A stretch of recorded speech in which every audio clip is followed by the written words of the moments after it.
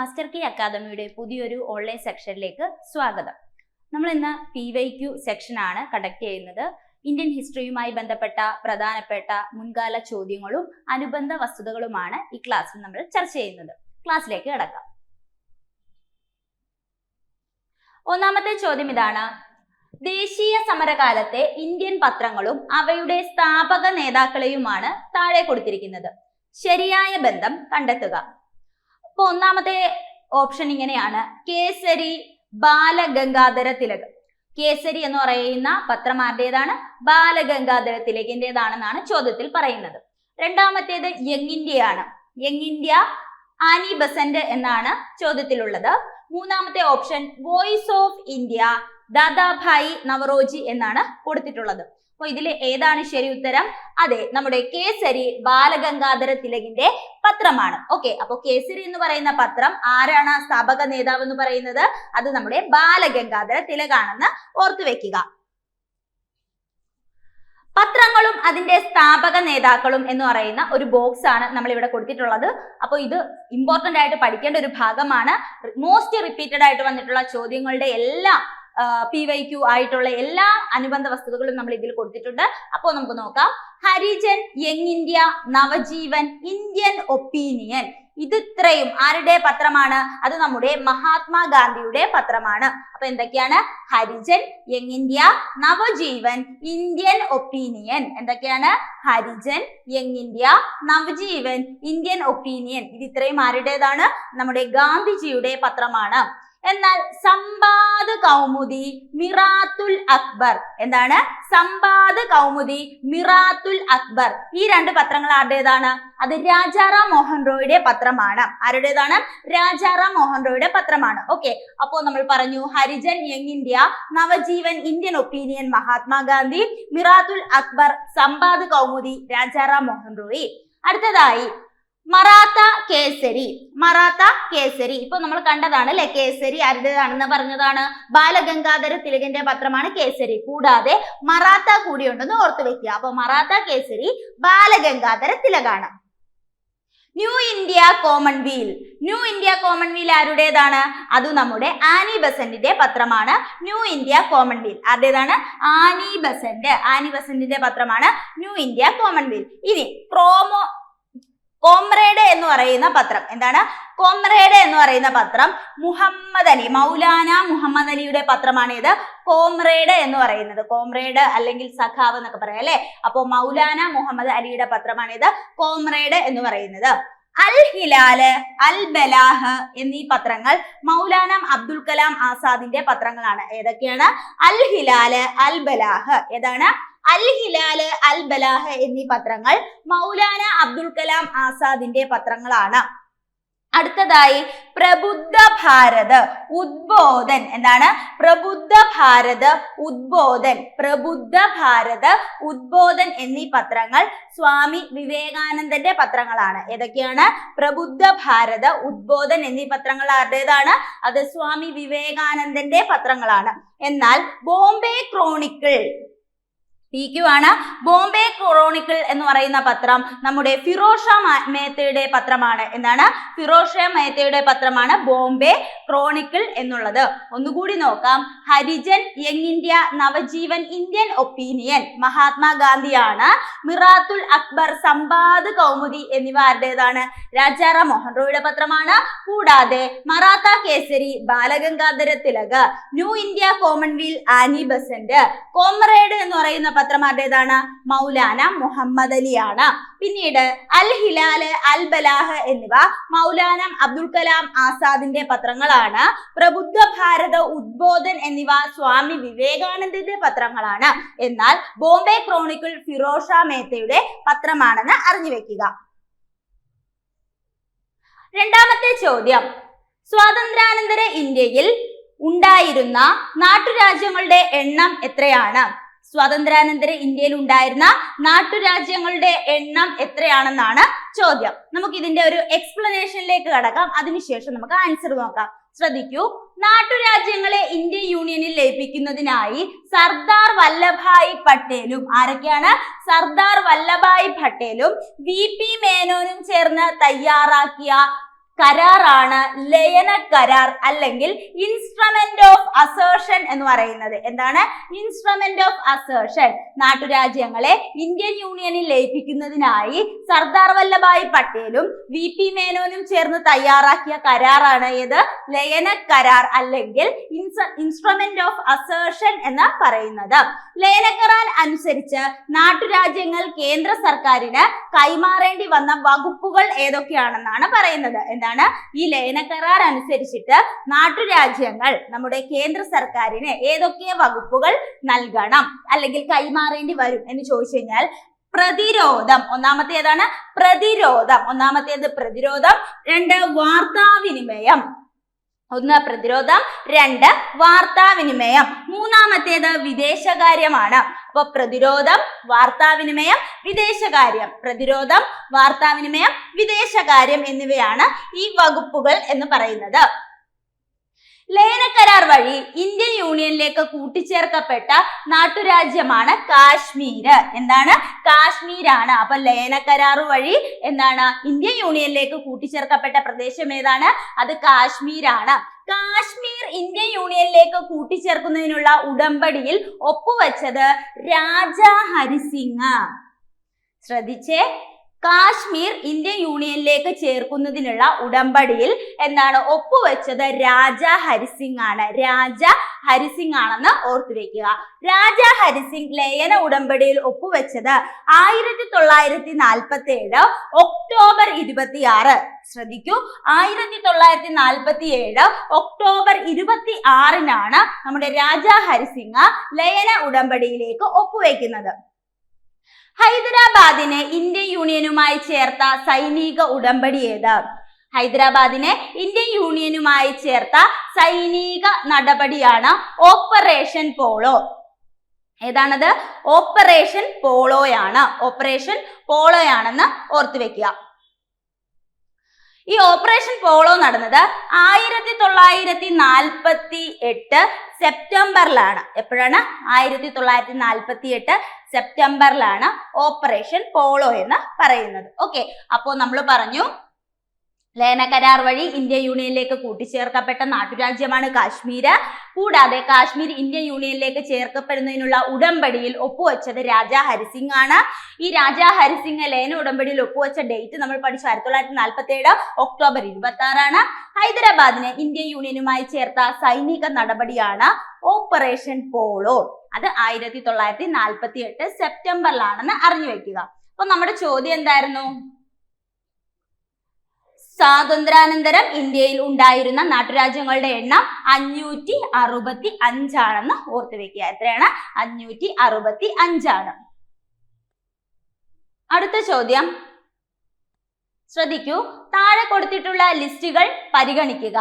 List 1 ഭരണാധികാരികളും list 2 അതുമായി ബന്ധപ്പെട്ട അവര് നേതൃത്വം വഹിച്ച സ്ഥലങ്ങളും 1ാം സ്വാതന്ത്ര്യ അനന്തരം അതില് പാർട്ടിസിപ്പേറ്റ് ചെയ്ത സ്ഥലങ്ങളും ആളുകളെയും കുറിച്ചിട്ടുള്ള ഒരു ടേബിൾ ആണ് കൊടുത്തിട്ടുള്ളത്. അപ്പൊ നമുക്ക് അതൊന്ന് നോക്കാം.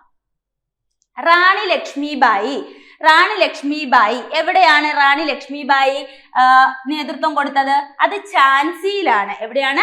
ഝാൻസിയിലാണ് റാണി ലക്ഷ്മിബായി നേതൃത്വം കൊടുത്തത്. എന്നാൽ നാനാ സാഹിബ് നേതൃത്വം കൊടുത്തത് എവിടെയാണ്? നാനാ സാഹിബ് കാൺപൂരിലാണ് അല്ലെ? നാനാ സാഹിബ് എവിടെയാണ്? കാൺപൂരിലാണ്. ഇനി കൻവർ സിംഗ് ആണെങ്കിലോ? കൻവർ സിംഗ് ആരയിലാണ് അല്ലെ? കൻവർ സിംഗ് ആരയിലാണ്. ബഹദൂർ ഷാ സഫർ ആണെങ്കിൽ അദ്ദേഹം എവിടെയാണ്? ഡൽഹിയിലാണ്. ഓക്കെ, അപ്പൊ നമുക്ക് നോക്കാം. റാണി ലക്ഷ്മിബായി സി, ഝാൻസി ആണ് അല്ലെ? അപ്പൊ നോക്കിക്കേ, ഓപ്ഷൻ എയിലെല്ലാം സി തന്നെയാണ്. ഓപ്ഷൻ എ, ബി, സി, ഡിയിലെല്ലാം 1 എന്ന് പറയുന്നത് സി തന്നെ കൊടുത്തിട്ടുണ്ട്. ഓക്കെ, ഇനി അടുത്ത നമുക്ക് നോക്കാം. നാനാ സാഹിബ് ആണെങ്കിൽ കാൺപൂരാണ്. നാനാ സാഹിബ് എന്താണ്? കാൺപൂരിലാണ്. അപ്പോ 2D ആണ് വരുന്നത് അല്ലെ? 2D ആണ് വരുന്നത്. അപ്പൊ നോക്കൂ, അത് ഓപ്ഷൻ 2D വരുന്ന ഓപ്ഷൻ ഇത് മാത്രമേ ഉള്ളൂ. അപ്പൊ അതിൽ നിന്ന് തന്നെ നമുക്ക് ബാക്കി ഒന്നും തെരഞ്ഞു പോവേണ്ട ആവശ്യം വരുന്നില്ല. ഓപ്ഷൻ ഡി ആണ് ശരി ഉത്തരം. ഓക്കെ, അടുത്ത ക്വസ്റ്റ്യനിലേക്ക് പോകുമ്പോൾ ചൗരി ചൗര സംഭവം മൂലം ഗാന്ധിജി നിർത്തിവെച്ച സമരം ഏതാണ്? ചൗരി ചൗര സംഭവം മൂലം ഗാന്ധിജി നിർത്തിവെച്ച സമരം ഏതാണ്?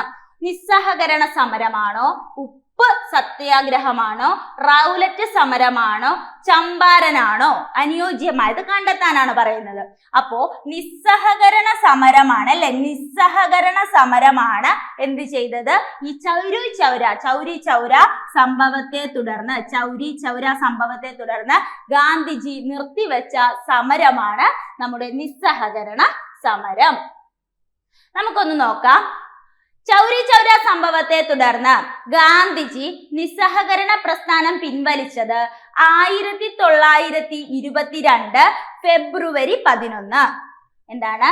ചൗരി ചൗര സംഭവത്തെ തുടർന്ന് ഗാന്ധിജി നിസ്സഹകരണ പ്രസ്ഥാനം പിൻവലിച്ചത് 1922 ഫെബ്രുവരി 11. ഫെബ്രുവരി 11. ഗാന്ധിജിയെ ചൗരി ചൗര സംഭവവുമായി ബന്ധപ്പെട്ട് തടവിലാക്കിയ ജയിലാണേത്? യർവാദ ജയില്. ഏതാണ്? യർവാദ ജയിലാണ്. അപ്പൊ ഗാന്ധിജിയെ ചൗരി ചൗര സംഭവവുമായി ബന്ധപ്പെട്ട് ഏത് ജയിലിലാണ് തടവിലാക്കിയത്? അത് നമ്മുടെ യർവാദ ജയിലിലാണ്. ചൗരി ചൗര സംഭവത്തെ തുടർന്ന് നിസ്സഹകരണ പ്രസ്ഥാനത്തെ ഹിമാലയൻ ബ്ലണ്ടർ എന്ന് വിശേഷിപ്പിച്ചത് ആരാണ്? അത് ഗാന്ധിജിയാണ്. ആരാണത്?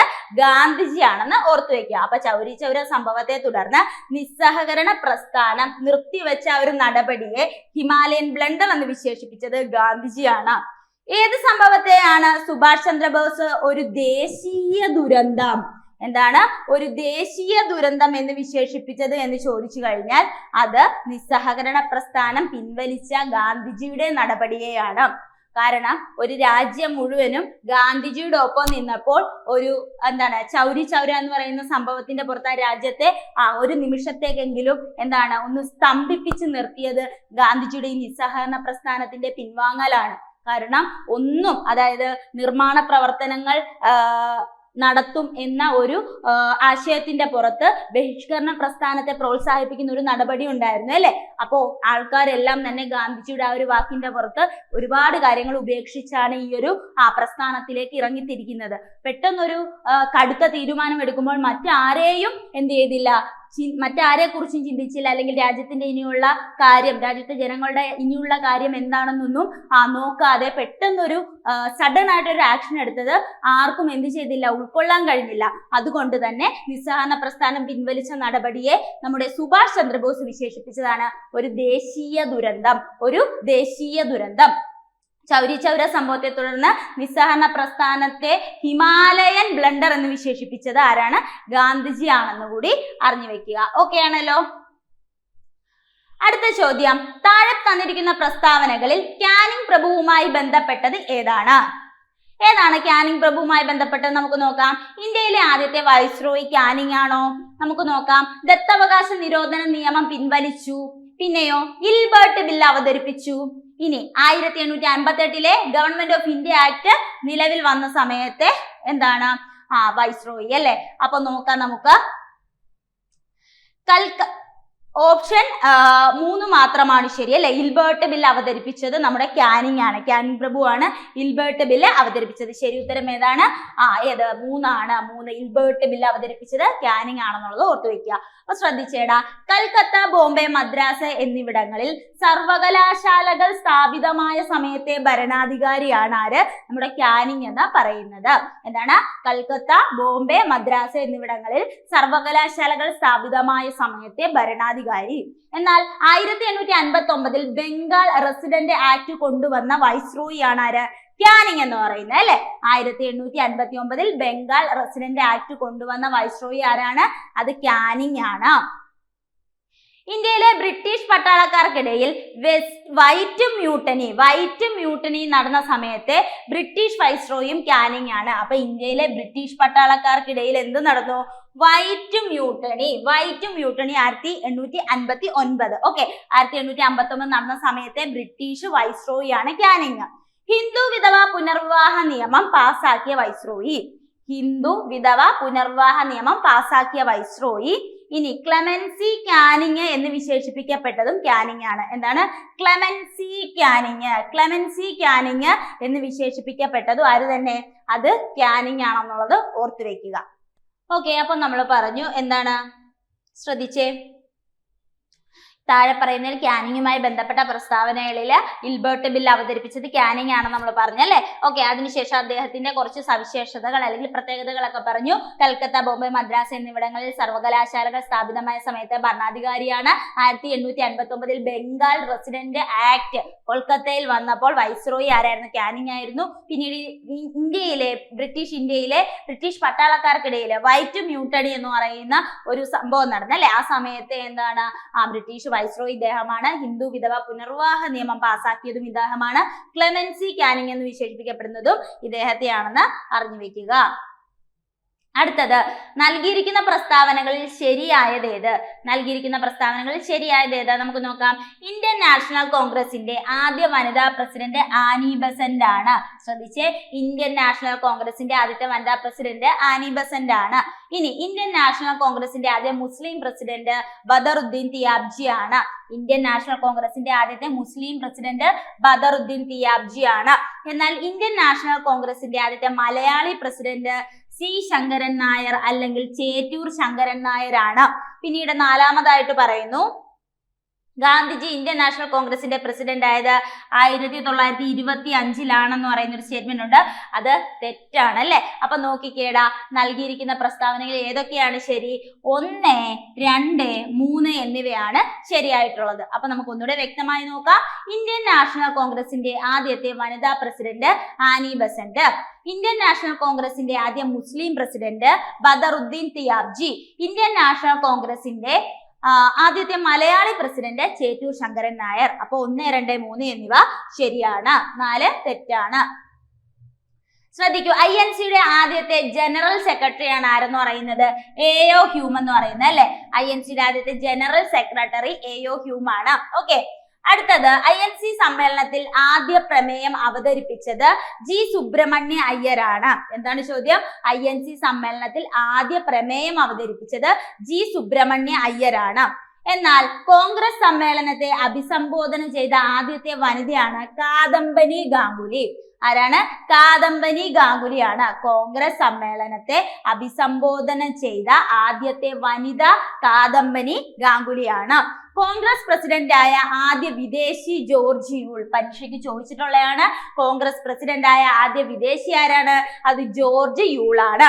കോൺഗ്രസിന് ആദ്യമായി ഒരു ഭരണഘടന തയ്യാറാക്കിയ 1908 മദ്രാസ് സമ്മേളനത്തിന്റെ അധ്യക്ഷൻ റാഷ് ബിഹാരി ഘോഷ്. എന്താ ചോദ്യം? കോൺഗ്രസിന് ആദ്യമായി ഒരു ഭരണഘടന തയ്യാറാക്കിയ 1908 മദ്രാസ് സമ്മേളനത്തിന്റെ അധ്യക്ഷൻ റാഷ് ബിഹാരി ഘോഷ് ആണ്. അപ്പൊ നമ്മൾ പറഞ്ഞു INCയുടെ ആദ്യത്തെ ജനറൽ സെക്രട്ടറി AO ഹ്യൂം ആണ്.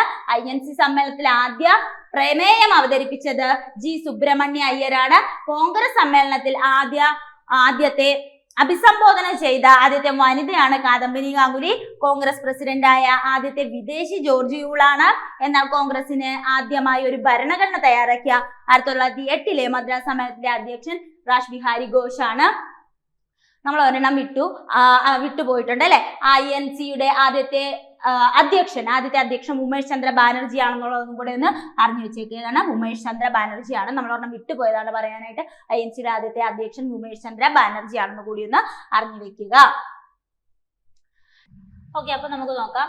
താഴെ പറയുന്ന പ്രസ്താവനകളിൽ ഇന്ത്യയുടെ വിദേശ നയത്തിന്റെ പ്രധാനപ്പെട്ട തത്വങ്ങളിൽ പെടുന്നവ ഏതെല്ലാം? അപ്പോ സമാധാനപരമായ സഹവർത്തിത്വം, വംശീയവാദത്തോടുള്ള വിദ്വേഷം, വിദേശ സഹായത്തിന്റെ ആവശ്യകതയിലുള്ള ഊന്നൽ. ഇത്രയാണ് സ്റ്റേറ്റ്മെന്റിൽ തന്നിട്ടുള്ളത്. അപ്പോൾ 1, 2, 3 എന്താണ്? ശരിയാണ് കേട്ടോ. 1, 2, 3 ആണ് ശരി. ശ്രദ്ധിക്കുക, 1, 2, 3 ശരിയാണ്. സമാധാനപരമായ സഹവർത്തിത്വം, വംശീയവാദത്തോടുള്ള വിദ്വേഷം, വിദേശ സഹായത്തിന്റെ ആവശ്യകതയിലുള്ള ഊന്നൽ എന്നിവയാണ്. അപ്പോൾ ഇതെന്താണ്? എല്ലാം ശരിയാണ്. നമുക്കൊന്ന് നോക്കാം എന്തൊക്കെയാണ് ഈ ദേശീയവും അന്തർദേശീയവുമായ സാഹചര്യങ്ങളുടെ സ്വാധീന ഫലമായി രൂപപ്പെട്ട ഇന്ത്യൻ വിദേശ നയത്തിന്റെ എന്തൊക്കെയാണ് നയങ്ങൾ എന്ന് നമുക്ക് നോക്കാം. ഇന്ത്യൻ വിദേശ നയത്തിന്റെ പ്രധാനപ്പെട്ട തത്വങ്ങൾ എന്തൊക്കെയാണ് നോക്കിയേ. സാമ്രാജ്യത്വത്തോടും കൊളോണിയൽ വ്യവസ്ഥയോടുമുള്ള എതിർപ്പ്. സാമ്രാജ്യത്വത്തോടും കൊളോണിയൽ വ്യവസ്ഥയോടുമുള്ള എതിർപ്പ്. രണ്ടാമത്തേതാണ് ഐക്യരാഷ്ട്രസഭയിലുള്ള വിശ്വാസം. ഐക്യരാഷ്ട്രസഭയിലുള്ള വിശ്വാസം. മൂന്നാമത്തേത് വംശീയവാദത്തോടുള്ള വിദ്വേഷം. എന്താണ്? വംശീയവാദത്തോടുള്ള വിദ്വേഷം. 4 പഞ്ചശീല തത്വങ്ങൾ. എന്താണ്? പഞ്ചശീല തത്വങ്ങൾ. അടുത്തത് ചേരിചേരായ്മ. ചേരിചേരായ്മ.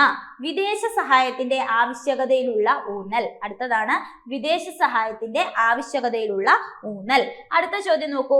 സമാധാനപരമായ സഹവർത്തിത്വം. എന്താണ്? സമാധാനപരമായ സഹവർത്തിത്വം എന്നിവയാണ്. അപ്പൊ നമുക്ക് മനസ്സിലാക്കാം ഇന്ത്യൻ വിദേശ നയത്തിന്റെ പ്രധാനപ്പെട്ട തത്വങ്ങൾ എന്തൊക്കെയാണ്. സാമ്രാജ്യത്വത്തോടും കൊളോണിയൽ വ്യവസ്ഥയോടുമുള്ള എതിർപ്പ്, ഐക്യരാഷ്ട്രസഭയിലുള്ള വിശ്വാസം, വംശീയവാദത്തോടുള്ള വിദ്വേഷം, പഞ്ചശീല തത്വങ്ങൾ, ചേരിചേരായ്മ, വിദേശ സഹായത്തിന്റെ ആവശ്യകതയിലുള്ള ഊന്നൽ, പിന്നെയോ സമാധാനപരമായ സഹവർത്തിത്വം എന്നിവയാണെന്ന് മനസ്സിലാക്കി വെക്കുക. അടുത്ത ചോദ്യം. ഇന്ത്യൻ അസോസിയേഷന്റെ സ്ഥാപകൻ ആരാണ്? ഇന്ത്യൻ അസോസിയേഷന്റെ സ്ഥാപകൻ ആരാണ്? നമ്മുടെ സുരേന്ദ്രനാഥ ബാനർജിയാണ്. ആരാണ്? സുരേന്ദ്രനാഥ ബാനർജിയാണ് നമ്മുടെ ഇന്ത്യൻ അസോസിയേഷന്റെ സ്ഥാപകൻ എന്ന് പറയുന്നത്. നമുക്ക് നോക്കാം ഇന്ത്യൻ അസോസിയേഷന്റെ സ്ഥാപക നേതാക്കൾ. നമുക്ക് നോക്കാം. ഇന്ത്യൻ അസോസിയേഷന്റെ സ്ഥാപക നേതാക്കളാണ് സുരേന്ദ്രനാഥ ബാനർജിയും ആനന്ദ മോഹൻ ബോസും. ആരൊക്കെയാണ്? സുരേന്ദ്രനാഥ ബാനർജി, ആനന്ദ മോഹൻ ബോസ് എന്നിവരാണ് ഇന്ത്യൻ അസോസിയേഷന്റെ സ്ഥാപക നേതാക്കൾ എന്ന് പറയുന്നത്. ഇന്ത്യൻ നാഷണൽ അസോസിയേഷൻ സ്ഥാപിതമായ വർഷം 1876. ഇന്ത്യൻ നാഷണൽ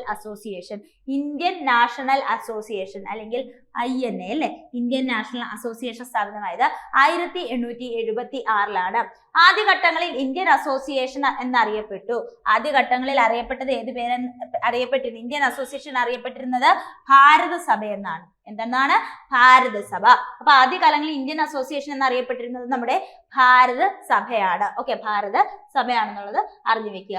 ഇനി കുറച്ച് പ്രസ്ഥാനങ്ങളും അതിന്റെ സ്ഥാപകരെ കുറിച്ചാണ് നമ്മൾ പഠിക്കാൻ പോകുന്നത്. Okay, Indian National Social Conference MG റാനഡെയാണ്. ഇന്ത്യൻ നാഷണൽ സോഷ്യൽ കോൺഫറൻസ് ആരാണ്? MG റാനഡെയാണ് സ്ഥാപിച്ചത്. അപ്പൊ MG റാനഡെയുടെ പ്രസ്ഥാനമാണ് ഇന്ത്യൻ നാഷണൽ സോഷ്യൽ കോൺഫറൻസ്. രണ്ടാമത്തേത് നോക്കൂ. ഇന്ത്യൻ റിപ്പബ്ലിക്കൻ ആർമി ആരാണ്? സൂര്യ സെൻ ആണ്. ആരാണ്? സൂര്യ സെൻ ആണ്. ഇന്ത്യൻ റിപ്പബ്ലിക്കൻ ആർമി ആരാണ്? സൂര്യ സെൻ ആണെന്നുള്ളത് ഓർത്തു വെക്കുക. അപ്പൊ ശ്രദ്ധിക്കൂ, നമ്മൾ പറഞ്ഞു എന്താണ്? Indian Republican Army Surya Sen ആണ്. ആരാണ്? ഇന്ത്യൻ റിപ്പബ്ലിക്കൻ ആർമി ആരുടേതാണ്? സൂര്യ സെന്നിന്റെ ആണ്. Indian Home Rule Society. എന്താണ്?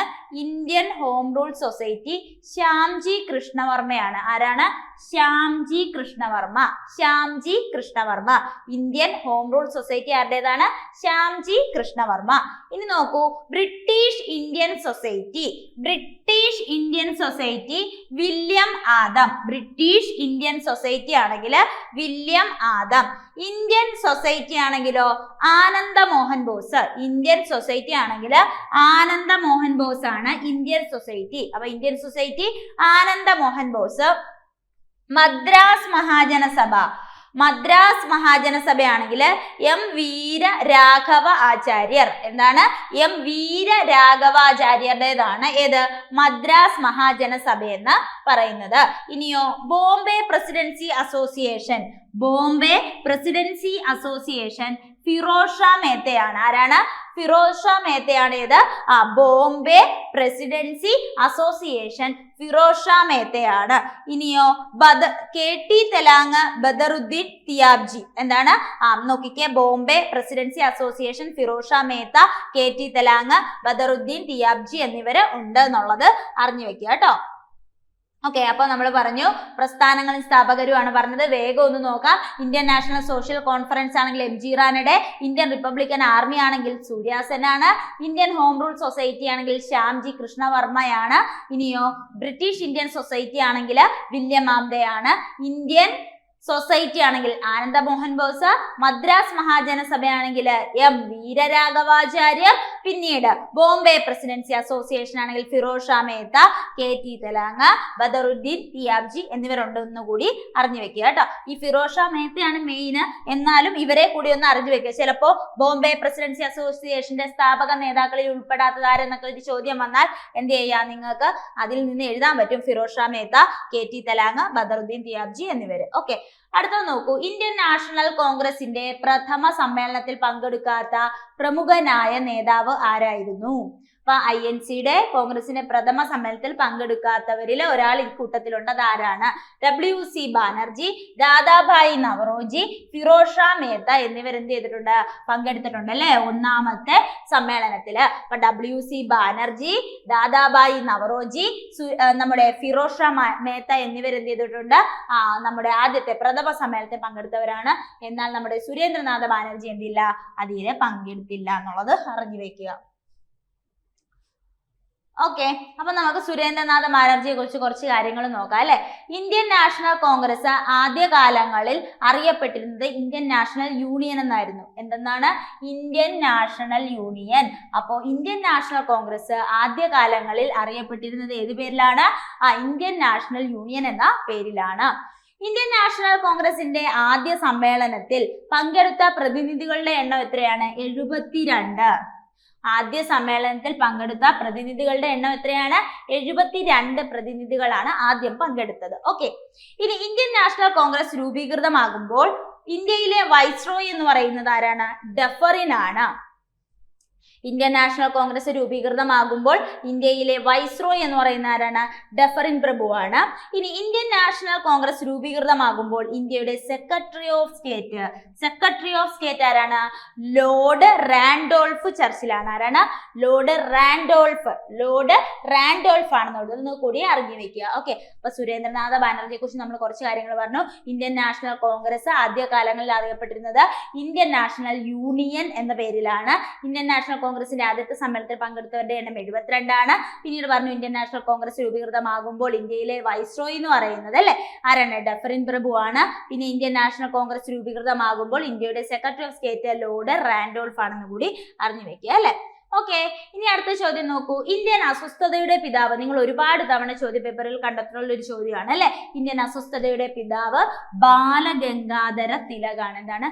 ബാലഗംഗാധര തിലകാണ് ഇന്ത്യൻ അസ്വസ്ഥതയുടെ പിതാവ്. ഞാനിത് ഓർത്തു വെച്ചേക്കുന്നത് ഇപ്പൊ ആദ്യമായിട്ടൊക്കെ PSC ഫീൽഡിലോട്ട് ഇറങ്ങിയിട്ടേ ഉള്ളൂ. പക്ഷെ ഇത് പഠിക്കാനൊക്കെ ഇങ്ങനെയുള്ള ചോദ്യങ്ങൾ പഠിക്കാൻ പാടാണെങ്കിൽ ചെറിയ എന്തെങ്കിലും കോഡൊക്കെ ഇട്ടാൽ മതി. ഞാൻ ഈ ബാലഗംഗാധര തിലകൻ എന്ന് പറയുമ്പോൾ എൻ്റെ മനസ്സിലേക്ക് ഓടി വരുന്നത് തിലകനെയാണ്. നമ്മുടെ സ്ഫടികം സിനിമയിലൊക്കെ ആണെങ്കിലും തിലകൻ ഭയങ്കര എന്താണ് അസ്വസ്ഥമായിട്ടാണ് അല്ലേ നടക്കുന്നത്. നമ്മുടെ മോഹൻലാലിനോടൊക്കെ ആണെങ്കിലും നല്ല ഭയങ്കര റോങ് ആയിട്ടുള്ള ഒരു ബിഹേവിയറിൽ നടക്കുന്നതായിട്ട് നമുക്ക് തോന്നാറില്ലേ. അപ്പൊ എനിക്ക് ഈ ചോദ്യം പറയുമ്പോൾ പെട്ടെന്ന് തിലകനെ ഓർമ്മ വരുന്നത്. അതുകൊണ്ട് ഞാൻ അങ്ങനെയാണ് കണക്ട് ചെയ്ത് വെച്ചിട്ടുള്ളത്. അപ്പൊ ഇന്ത്യൻ അസ്വസ്ഥതയുടെ പിതാവ് എന്നറിയപ്പെടുന്ന ആരാണ്? നമ്മുടെ ബാലഗംഗാധര തിലകാണ്. കോഡൊന്നും ആവശ്യമില്ല.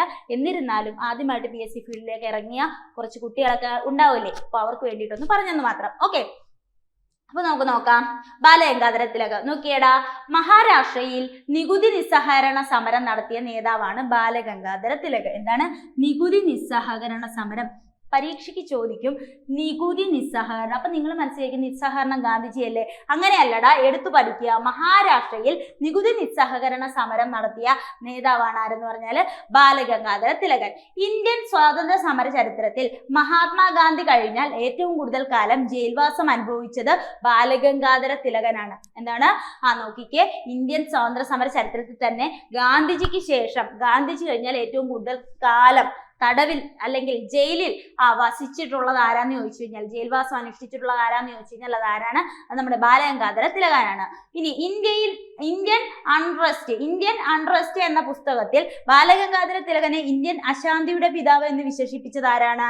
അത് വാലന്റൈൻ ഷിറോൾ ആണ്. ആരാണ്? വാലന്റൈൻ ഷിറോൾ ആണ്. ഓക്കെ, അപ്പോ ഇന്ത്യൻ അൺട്രസ്റ്റ് എന്ന് പറയുന്ന പുസ്തകത്തില് ബാലഗംഗാധര തിലകനെ ഇന്ത്യൻ അശാന്തിയുടെ പിതാവ് എന്ന് വിശേഷിപ്പിച്ചത് ആരാണ്? ഇന്ത്യൻ അശാന്തിയുടെ പിതാവ് എന്ന് വിശേഷിപ്പിച്ചത് വാലന്റൈൻ ഷിറോൾ ആണ്. ഇത് PQ ചോദ്യമാണ് കേട്ടോ, PQ ചോദ്യമാണ്. അടുത്ത ശ്രദ്ധിക്കൂ. ആര്യന്മാർ ആർട്ടിക് പ്രദേശത്ത് നിന്നും വന്നവരാണെന്നും സമർത്ഥിക്കുന്ന തിലകന്റെ പുസ്തകമാണ് the Arctic home in the Vedas. The Arctic home in the Vedas എന്നുള്ള പുസ്തകത്തിലാണ് ആര്യന്മാർ ആർട്ടിക് പ്രദേശത്ത് നിന്നും വന്നവരാണെന്ന് പറയുന്ന ഒരു സ്റ്റേറ്റ്മെന്റ് കൊടുത്തിട്ടുള്ളത്. ബാലഗംഗാധര തിലകൻ സ്ഥാപിച്ച ഇംഗ്ലീഷ് പത്രമാണ് മറാത്ത. ഇതും ചോദിച്ചിട്ടുള്ളതാണ്. എന്താണ് ബാലഗംഗാധര തിലകൻ സ്ഥാപിച്ച ഇംഗ്ലീഷ് പത്രമാണെങ്കിൽ അത് ഏതാണ്? മറാത്തയാണ്. ഇംഗ്ലീഷ് പത്രം ഏതാണ്? മറാത്തയാണ്. എന്നാല് ബാലഗംഗാധരൻ സ്ഥാപിച്ച മറാത്തി പത്രം എന്താണ്? അത് കേസരിയാണ്. അത് ഏതാണ്? കേസരിയാണെന്നുള്ളത് അറിഞ്ഞു വെക്കുക. അപ്പൊ നമ്മൾ പറഞ്ഞു ബാലഗംഗാധര തിലകന്റെ ഇംഗ്ലീഷ് പത്രം മറാത്ത, പക്ഷെ മറാത്ത പത്രം ഏതാണ്? കേസരി. അത് തിരിഞ്ഞു വരിക എന്നുള്ളത് നിങ്ങളൊന്ന് ഓർത്ത് വെച്ചാൽ മതി, നിങ്ങൾക്ക് കിട്ടും. ബാലഗംഗാധര തിലകന്റെ വിശേഷണങ്ങളാണ് ലോകമാന്യ, ഇന്ത്യൻ അസ്വസ്ഥതയുടെ പിതാവ് അല്ലെങ്കിൽ ഇന്ത്യൻ അരാജകത്വത്തിന്റെ പിതാവ്, ഇന്ത്യയുടെ കിരീടം വയ്ക്കാത്ത രാജകുമാരൻ, പിന്നെയോ അവിഭക്ത ഇന്ത്യയുടെ പിതാവ്, ഇന്ത്യൻ അശാന്തിയുടെ പിതാവ്, ഇന്ത്യയിൽ കുഴപ്പങ്ങളുടെ പിതാവ്. ബ്രിട്ടീഷുകാർ ഇങ്ങനെയാണ് വിശേഷിപ്പിച്ചത്. ഇന്ത്യയിൽ കുഴപ്പങ്ങളുടെ പിതാവ് എന്ന് വിശേഷിപ്പിക്കുന്നത് ബാലഗംഗാധര തിലകനെയാണ്. അപ്പൊ നോക്കിക്കേ, എന്തൊക്കെയാ വിശേഷണം? ലോകമാന്യ എന്നറിയപ്പെടുന്ന ബാലഗംഗാധര തിലകാണ്. പിന്നെയോ ഇന്ത്യൻ അരാജകത്വത്തിന്റെ പിതാവ്, ഇന്ത്യൻ അശാന്തിയുടെ പിതാവ്, ഇന്ത്യയുടെ കിരീടം വയ്ക്കാത്ത രാജകുമാരൻ, അവിഭക്ത ഇന്ത്യയുടെ പിതാവ്, ഇന്ത്യയിൽ കുഴപ്പങ്ങളുടെ പിതാവ് എന്നൊക്കെ ബ്രിട്ടീഷുകാർ വിശേഷിപ്പിച്ചതും ബാലഗംഗാധര തിലകനെയാണെന്നുള്ളത് അറിഞ്ഞു വെക്കുക. ഓക്കെ അല്ലേ? 1918 ഗാന്ധിജി തൊഴിലാളികൾക്ക് വേണ്ടി ഇടപെട്ടത് ഏത് സത്യാഗ്രഹത്തിലാണ്? എന്താണ് ചോദ്യം? നമ്മുടെ 1918 ഗാന്ധിജി തൊഴിലാളികൾക്ക് വേണ്ടി ഇടപെട്ടത് ഏത് സത്യാഗ്രഹത്തിന്റെ ഭാഗമായിട്ടെന്ന് ചോദിച്ചു കഴിഞ്ഞാൽ അഹമ്മദാബാദ് ആണ്. ഇത് എന്ത് തൊഴിലാളികളാണ്? തുണിമിൽ തൊഴിലാളികളാണ് അല്ലെ? തുണിമിൽ അല്ലെ?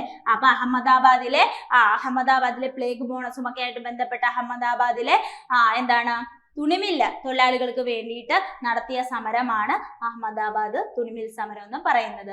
നോക്കിയടാ, ഗാന്ധിജിയുടെ നേതൃത്വത്തിൽ ഇന്ത്യയിൽ നടന്ന ആദ്യത്തെ നിരാഹാര സമരം, ഇത് ഇങ്ങനെ തന്നെ ചോദിച്ചിട്ടുണ്ട്. എന്താണ്? ഗാന്ധിജിയുടെ നേതൃത്വത്തിൽ ഇന്ത്യയിൽ നടന്ന ആദ്യത്തെ നിരാഹാര സമരമാണ് അഹമ്മദാബാദ് സമരം എന്ന് പറയുന്നത്. അഹമ്മദാബാദ് മിൽ സമരം. എന്ത് മില്ല? തുണിമില്ലാണ് കേട്ടോ. തുണിമിൽ സമരമാണ്. അഹമ്മദാബാദിലെ മില്ലുടമകളും തൊഴിലാളികളും തമ്മിൽ പ്ലേഗ് ബോണസിനെ ചൊല്ലിയാണ് സമരം നടന്നത്. അപ്പൊ നമ്മൾ പറഞ്ഞാണ് അല്ലേ, എന്തിനെ ചൊല്ലിയാണ് ബഹളം നടക്കുന്നത് അല്ലെങ്കിൽ വഴക്ക് നടക്കുന്നത്? അത് പ്ലേഗ് ബോണസുമായിട്ട് ബന്ധപ്പെട്ടാണ്. അഹമ്മദാബാദ് മിൽ സമരത്തിന്റെ ഗാന്ധിജിയെ അനുഗമിച്ച വനിതാ നേതാവാണ് അനസൂയ സാരാഭായി. അപ്പോൾ ഈ അഹമ്മദാബാദ് മിൽ സമരത്തെ തുടർന്ന് ഗാന്ധിജിയെ അനുഗമിച്ച ഒരു വനിതാ നേതാവാണ് ആരെന്ന് പറഞ്ഞാല് അനസൂയ സാരാഭായി എന്നുള്ളത് അറിഞ്ഞു വെക്കുക. പ്ലേഗ് ബോണസുമായി ബന്ധപ്പെട്ട 35% വേതന വർധന ആവശ്യപ്പെട്ട ഗാന്ധിജിയുടെ സമരം 21 ദിവസം നീണ്ടുനിന്നു. അപ്പോൾ ഈ പ്ലേഗ് വന്ന സമയത്തൊക്കെ 80% അതായത് അവർക്ക് കിട്ടിയിരുന്ന ആ ഒരു വേതനത്തിന്റെ 80% വരെ അവർക്ക് ബോണസായി നൽകിയിരുന്നു. പ്ലേഗ് എന്തായപ്പോ അതൊന്ന് കുറഞ്ഞു കഴിഞ്ഞപ്പോ എല്ലാവരും പൂർവ്വസ്ഥിതിയിലേക്കൊക്കെ ആയപ്പോ എന്ത് പറ്റിയെന്ന് വെച്ച് കഴിഞ്ഞാല് ഇവർ ഈ ബോണസ് അങ്ങ് പിൻവലിച്ചു. പക്ഷെ ഇത്രയും റിസ്ക് ആയിട്ട് ഉള്ള സാഹചര്യത്തിലും തൊഴിലാളികള് പണത്തിന്റെ ആവശ്യം ഒക്കെ മുൻനിർത്തി അവരവിടെ നിന്നില്ലേ റിസ്ക് എടുത്തിട്ട്. അപ്പോൾ ഈ പെട്ടെന്നുള്ള ഈ 80% പിൻവലിക്കല് അവർക്ക് ഉൾക്കൊള്ളാൻ കഴിഞ്ഞില്ല. അപ്പോൾ ഗാന്ധിജി എന്ത് പറഞ്ഞെന്ന് വെച്ച് കഴിഞ്ഞാല് 80% ഒന്നും കൊടുത്തില്ലെങ്കിലും കുഴപ്പമില്ല, 35% എങ്കിലും എന്ത് ചെയ്യണം? വേതന വർധനവ് ഉണ്ടാക്കണം. അപ്പം 100 കിട്ടിയവന് 135 കൊടുക്കണം എന്നുള്ളൊരു നിലയിലേക്ക് കാര്യങ്ങൾ വന്നു. ഇങ്ങനെ ആവശ്യപ്പെട്ട ഗാന്ധിജിയുടെ സമരം എത്ര ദിവസം നീണ്ടു നിന്നു? 21 ദിവസം നീണ്ടു നിൽക്കുകയാണ് ചെയ്തത്. ഓക്കെ, അപ്പോൾ അത് നമ്മൾ പറഞ്ഞു. അഹമ്മദാബാദ് തുണിമിൽ സമരം തൊഴിലാളികൾക്ക് വേണ്ടിയിട്ട് നടത്തിയ സമരമാണ്. പിന്നീട് ഇന്ത്യൻ നാഷണൽ ആർമിയുടെ സ്ഥാപകൻ ആരാണ്? ഇന്ത്യൻ നാഷണൽ ആർമി ആരാണ്? റാഷ് ബിഹാരി ബോസ് ആണ് അല്ലെ? ആരാണ്? റാഷ് ബിഹാരി ബോസ് ആണ്. ഇതില് ചോദ്യത്തിൽ വെച്ചിട്ട് നമുക്ക് പറയാൻ പറ്റും റാഷ് ബിഹാരി ബോസ് ആണ്. ഓക്കെ, അപ്പോൾ ഇതിന്റെ കുറച്ച് കാര്യങ്ങൾ നമുക്ക് നോക്കാം. Indian national Army Azad Hind Fauj രൂപീകൃതമായ വർഷം 1942. എപ്പോഴാണ്? 1942 ഇന്ത്യൻ നാഷണൽ ആർമി സ്ഥാപിച്ചത്. ഇന്ത്യൻ നാഷണൽ ആർമിയുടെ മുൻഗാമി എന്നറിയപ്പെടുന്നത് ഇന്ത്യൻ ഇൻഡിപെൻഡൻസ് ലീഗ് ആണ്. ഏതാണ്? ഇന്ത്യൻ ഇൻഡിപെൻഡൻസ് ലീഗ് ആണ് ഇന്ത്യൻ നാഷണൽ ആർമിയുടെ മുൻഗാമി എന്നറിയപ്പെടുന്നത്. കിട്ടിയോ? അപ്പൊ ഇന്ത്യൻ നാഷണൽ ആർമിയുടെ മുൻഗാമി എന്നറിയപ്പെടുന്നത് ഇന്ത്യൻ ഇൻഡിപെൻഡൻസ് ലീഗ് ആണ്. ഇന്ത്യൻ ഇൻഡിപെൻഡൻസ് ലീഗ് സ്ഥാപിച്ചത് റാഷ് ബിഹാരി ബോസ് ആണ്. ഇന്ത്യൻ ഇൻഡിപെൻഡൻസ് ലീഗ് സ്ഥാപിച്ച ആരാണ്? റാഷ് ബിഹാരി ബോസ് ആണ്. ഇന്ത്യൻ നാഷണൽ ആർമി എന്ന ആശയം ആദ്യമായി മുന്നോട്ട് വെച്ച വ്യക്തി ക്യാപ്റ്റൻ മോഹൻ സിംഗ് ആണ്. ആരടാ? ക്യാപ്റ്റൻ മോഹൻ സിംഗ് ആണ്. Captain Mohan Singh Indian national army എന്ന ആശയം ആദ്യമായിട്ട് മുന്നോട്ട് വെച്ചത് ആരാണ്? ക്യാപ്റ്റൻ മോഹൻ സിംഗ് ആണെന്നുള്ളത് മനസ്സിലാക്കി വെക്കുക. 1943 സുഭാഷ് ചന്ദ്രബോസ് രാജ് ബിഹാരി ബോസിൽ നിന്നും ഇന്ത്യൻ നാഷണൽ ആർമിയുടെ ചുമതല ഏറ്റെടുത്തു. എന്താണ്? 1943 സുഭാഷ് ചന്ദ്രബോസ് രാജ് ബിഹാരി ബോസിൽ നിന്നും എന്ത് ചെയ്തു? ഇന്ത്യൻ നാഷണൽ ആർമിയുടെ ചുമതല ഏറ്റെടുത്തു. അപ്പൊ നോക്കിക്കേ, ഇന്ത്യൻ നാഷണൽ ആർമി അല്ലെങ്കിൽ ആസാദ് ഹിന്ദ് ഫൗജ് രൂപീകൃതമായത് 1942 പിന്നീട് ഇന്ത്യൻ നാഷണൽ ആർമിയുടെ മുൻഗാമി എന്നറിയപ്പെടുന്നത് ഇന്ത്യൻ ഇൻഡിപെൻഡൻസ് ലീഗ് ആണ്. ഇനി ഇന്ത്യൻ ഇൻഡിപെൻഡൻസ് ലീഗ് സ്ഥാപിച്ചത് രാജ് ബിഹാരി ബോസ് ആണ്. ഇന്ത്യൻ നാഷണൽ ആർമി എന്ന ആശയം ആദ്യമായി മുന്നോട്ട് വെച്ച വ്യക്തി ക്യാപ്റ്റൻ മോഹൻ സിംഗ് ആണെന്ന് അറിഞ്ഞു വെക്കുക. പിന്നീട് 1943 സുഭാഷ് ചന്ദ്രബോസ് രാജ് ബിഹാരി ബോസിന്റെ കയ്യിൽ നിന്ന് എന്ത് ചെയ്തു? ഇന്ത്യൻ നാഷണൽ ആർമിയുടെ ചുമതല ഏറ്റെടുക്കുകയായിരുന്നു എന്നുള്ളത് മനസ്സിലാക്കി വെക്കുക. തേബാഗ സമരം നടന്നത് എവിടെയാണ്? അടുത്ത ചോദ്യമാണ് തേബാഗ. നിങ്ങൾക്ക് ഇവിടെ തന്നെ കാണാം അല്ലെ, ബംഗാള്. ഇതിന്റെ അകത്ത് നിങ്ങൾക്ക് നോക്കിക്കഴിഞ്ഞാൽ മനസ്സിലാകും. തേബാഗ തേബാഗ എന്ന് ഇംഗ്ലീഷിൽ എഴുതുമ്പോ ഇങ്ങനെയല്ലേ എഴുതുക? അപ്പോൾ ഞാൻ അങ്ങനെ പഠിച്ചു വെച്ചിട്ടുണ്ട് ബംഗാളാണെന്നുള്ളത്. ചിലർക്കൊക്കെ വേറെ സ്റ്റേറ്റ് ഒക്കെ ബീഹാർ ആണെന്നൊക്കെ തോന്നും. അപ്പൊ അങ്ങനെ തോന്നാതിരിക്കാനാണ് പറഞ്ഞത് ബംഗാളാണ് തേബാഗ എന്ന് പറയുന്നത്. പ്രീവിയസ് ചോദ്യമാണ്. അപ്പൊ എന്താണ്? 1946-47 കാലഘട്ടത്തിൽ എന്താണ്? ഇന്ത്യയിൽ നിലനിന്നിരുന്ന ഫ്യൂഡൽ വ്യവസ്ഥക്കെതിരെ ബ്രിട്ടീഷുകാർ വ്യവസ്ഥക്കെതിരെയായും ബ്രിട്ടീഷ് അരാജകത്വത്തിനെതിരായാണ് തേബാഗ പ്രക്ഷോഭം നടന്നത്. നോക്കിക്കേ, 1946-47 കാലഘട്ടത്തിൽ ഇന്ത്യയിൽ നിലനിന്നിരുന്ന ഫ്യൂഡൽ വ്യവസ്ഥക്കെതിരെയും ബ്രിട്ടീഷുകാരുടെ അരാജകത്വത്തിനെതിരെയുമാണ് എന്ത് നടന്നത്? തേബാഗ പ്രക്ഷോഭം നടന്നിട്ടുള്ളത്. തേബാഗ പ്രക്ഷോഭം ആരംഭിച്ചത് എവിടാണ്? ബംഗാളിലാണ്. എവിടെയാണ് മക്കളെ? ബംഗാളിലാണ് തേബാഗ പ്രക്ഷോഭം നടന്നിട്ടുള്ളത്. തേബാഗ പ്രക്ഷോഭം നയിച്ച പ്രധാന നേതാവ് ഭവാനി സെൻ ആണ്. ഓർത്തു വെക്കുക കേട്ടോ. ആരാണ്? ഭവാനി സെൻ ആണ്. ആരാണ്? ഭവാനി സെൻ ആണ്. തേബാഗ ഭവാനി ഒക്കെ ഓർത്തു വെക്കുക. അപ്പൊ തേബാഗ പ്രക്ഷോഭം നയിച്ച പ്രധാന നേതാവ് ഭവാനി സെൻ ആണ്. 1846-47 കാലയളവിനുള്ളിൽ ഇന്ത്യയിൽ നിലനിന്നിരുന്ന ഫ്യൂഡൽ വ്യവസ്ഥക്കെതിരെയും ബ്രിട്ടീഷ് അരാജകത്വത്തിനെതിരെയുമാണ് തേബാഗ സമരം നടന്നത്. ബംഗാളിലാണ് തേബാഗ എന്ന് പറയുന്നത്. നേതാവ് ഭവാനി സെൻ ആണെന്ന് കൂടി അറിഞ്ഞു വെക്കുക. അടുത്തത് രാജാറാം മോഹൻ റോയ് ബംഗാളി ഭാഷയിൽ ആരംഭിച്ച ദിനപത്രം. നിങ്ങൾക്ക് ഇനി പറയാലോ, ബംഗാളി സംവാദ് കൗമുദി. ഏതാണ്? സംവാദ് കൗമുദിയാണ് രാജാറാം മോഹൻ റോയ് ബംഗാളി ഭാഷയിൽ ആരംഭിച്ച ദിനപത്രം എന്നുള്ളത്. രാജാറാം മോഹൻ റോയ് ബംഗാളി ഭാഷയിൽ ആരംഭിച്ച പത്രമാണ് സംവാദ് കൗമുദി. 1821. ഏത് വർഷം? 1821 സംവാദ് കൗമുദി. രാജാറാം മോഹൻ റോയ് പേർഷ്യൻ ഭാഷയിൽ ആരംഭിച്ച പത്രമാണ് മിറാത്തുൽ അക്ബർ. ഏതാണ്? മിറാത്തുൽ അക്ബർ ആണ് 1822. ഓർത്തു വെക്കണേ. എന്താണ്? രാജാറാം മോഹൻ റോയ് ബംഗാളി ഭാഷയിൽ സംവാദ് കൗമുദി 1821. 1822 മിറാത്തുൽ അക്ബർ പേർഷ്യൻ ഭാഷ. ഏത് ഭാഷ? പേർഷ്യൻ ഭാഷ. അടുത്തത് 1829 രാജാറാം മോഹൻ റോയ് ആരംഭിച്ച പ്രസിദ്ധീകരണമാണ് ബംഗദൂത്. ഏതാണ്? ബംഗദൂതാണ്. ബംഗദൂത് 1829 രാജാറാം മോഹൻ റോയ് ആരംഭിച്ച പ്രസിദ്ധീകരണം ഏതാണ്? അത് ബംഗദൂതാണ്. ബംഗദൂത്. രാജാറാം മോഹൻ റോയ് ഇംഗ്ലീഷ് ഭാഷയിൽ ആരംഭിച്ച മാസികയാണ് ബ്രാഹ്മണിക്കൽ മാഗസിൻ. എന്താണ്? ബ്രാഹ്മണിക്കൽ മാഗസിൻ എന്നുള്ളത് രാജാറാം മോഹൻ റോയ് ഇംഗ്ലീഷ് ഭാഷയിൽ ആരംഭിച്ച മാസികയാണ്. ഓക്കെ, ഇംഗ്ലീഷ് ഭാഷയിൽ ആരംഭിച്ച മാസികയാണ് ഏത്? Brahmanical magazine 1821. അപ്പൊ നോക്കിക്കേ, രാജാറാം മോഹൻ റോയ് ബംഗാളി ഭാഷ സംവാദ് കൗമുദി 1821. മറാത്തിയിലാണ്. മിറാത്തുൽ അക്ബർ ആണെങ്കിൽ പേർഷ്യൻ ഭാഷയിലാണ്. ഇനി 1829 രാജാറാം മോഹൻ റോയ് ആരംഭിച്ച പ്രസിദ്ധീകരണം ഏതാണ്? അത് ബംഗദൂതാണ്. ഇനി ഇംഗ്ലീഷ് ഭാഷയിൽ ആരംഭിച്ച മാസികയാണ് ബ്രാഹ്മണിക്കൽ മാഗസിൻ എന്ന് പറയുന്നത് 1821. ഓക്കെ അല്ലേ? അടുത്ത ക്വസ്റ്റ്യൻ, കോൺഗ്രസിന്റെ അന്തിമ ലക്ഷ്യം പൂർണ്ണ സ്വരാജ് അല്ലെങ്കിൽ പൂർണ്ണ സ്വാതന്ത്ര്യമാണെന്ന് പ്രഖ്യാപിച്ച INC സമ്മേളനമാണ് 1929 ലാഹോർ സമ്മേളനം. എപ്പോഴും റിപ്പീറ്റ് ചെയ്തു വരുന്ന ഒരു മേഖലയാണിത്. എപ്പോഴും ക്വസ്റ്റ്യൻ പേപ്പറിൽ കാണാൻ പറ്റുന്ന ഒരു ചോദ്യമാണിത്. അപ്പൊ നിങ്ങൾക്ക് എഴുതാൻ പറ്റും അല്ലെ? കോൺഗ്രസിന്റെ അന്തിമ ലക്ഷ്യം പൂർണ്ണ സ്വരാജ് അല്ലെങ്കിൽ പൂർണ്ണ സ്വാതന്ത്ര്യമാണെന്ന് പ്രഖ്യാപിച്ച സമ്മേളനമാണ് ഇത് 1929 ലാഹോർ സമ്മേളനം എന്ന് മനസ്സിലാക്കി വെക്കുക. ഓക്കെ, കോൺഗ്രസിന്റെ പേരിനൊപ്പം നാഷണൽ എന്ന വാക്ക് ചേർത്ത കോൺഗ്രസ് സമ്മേളനമാണ് നാഗ്പൂർ സമ്മേളനം. 1891 നാഗ്പൂർ സമ്മേളനമാണ് കോൺഗ്രസിന്റെ പേരിനൊപ്പം എന്തൊന്ന് ചേർത്തു?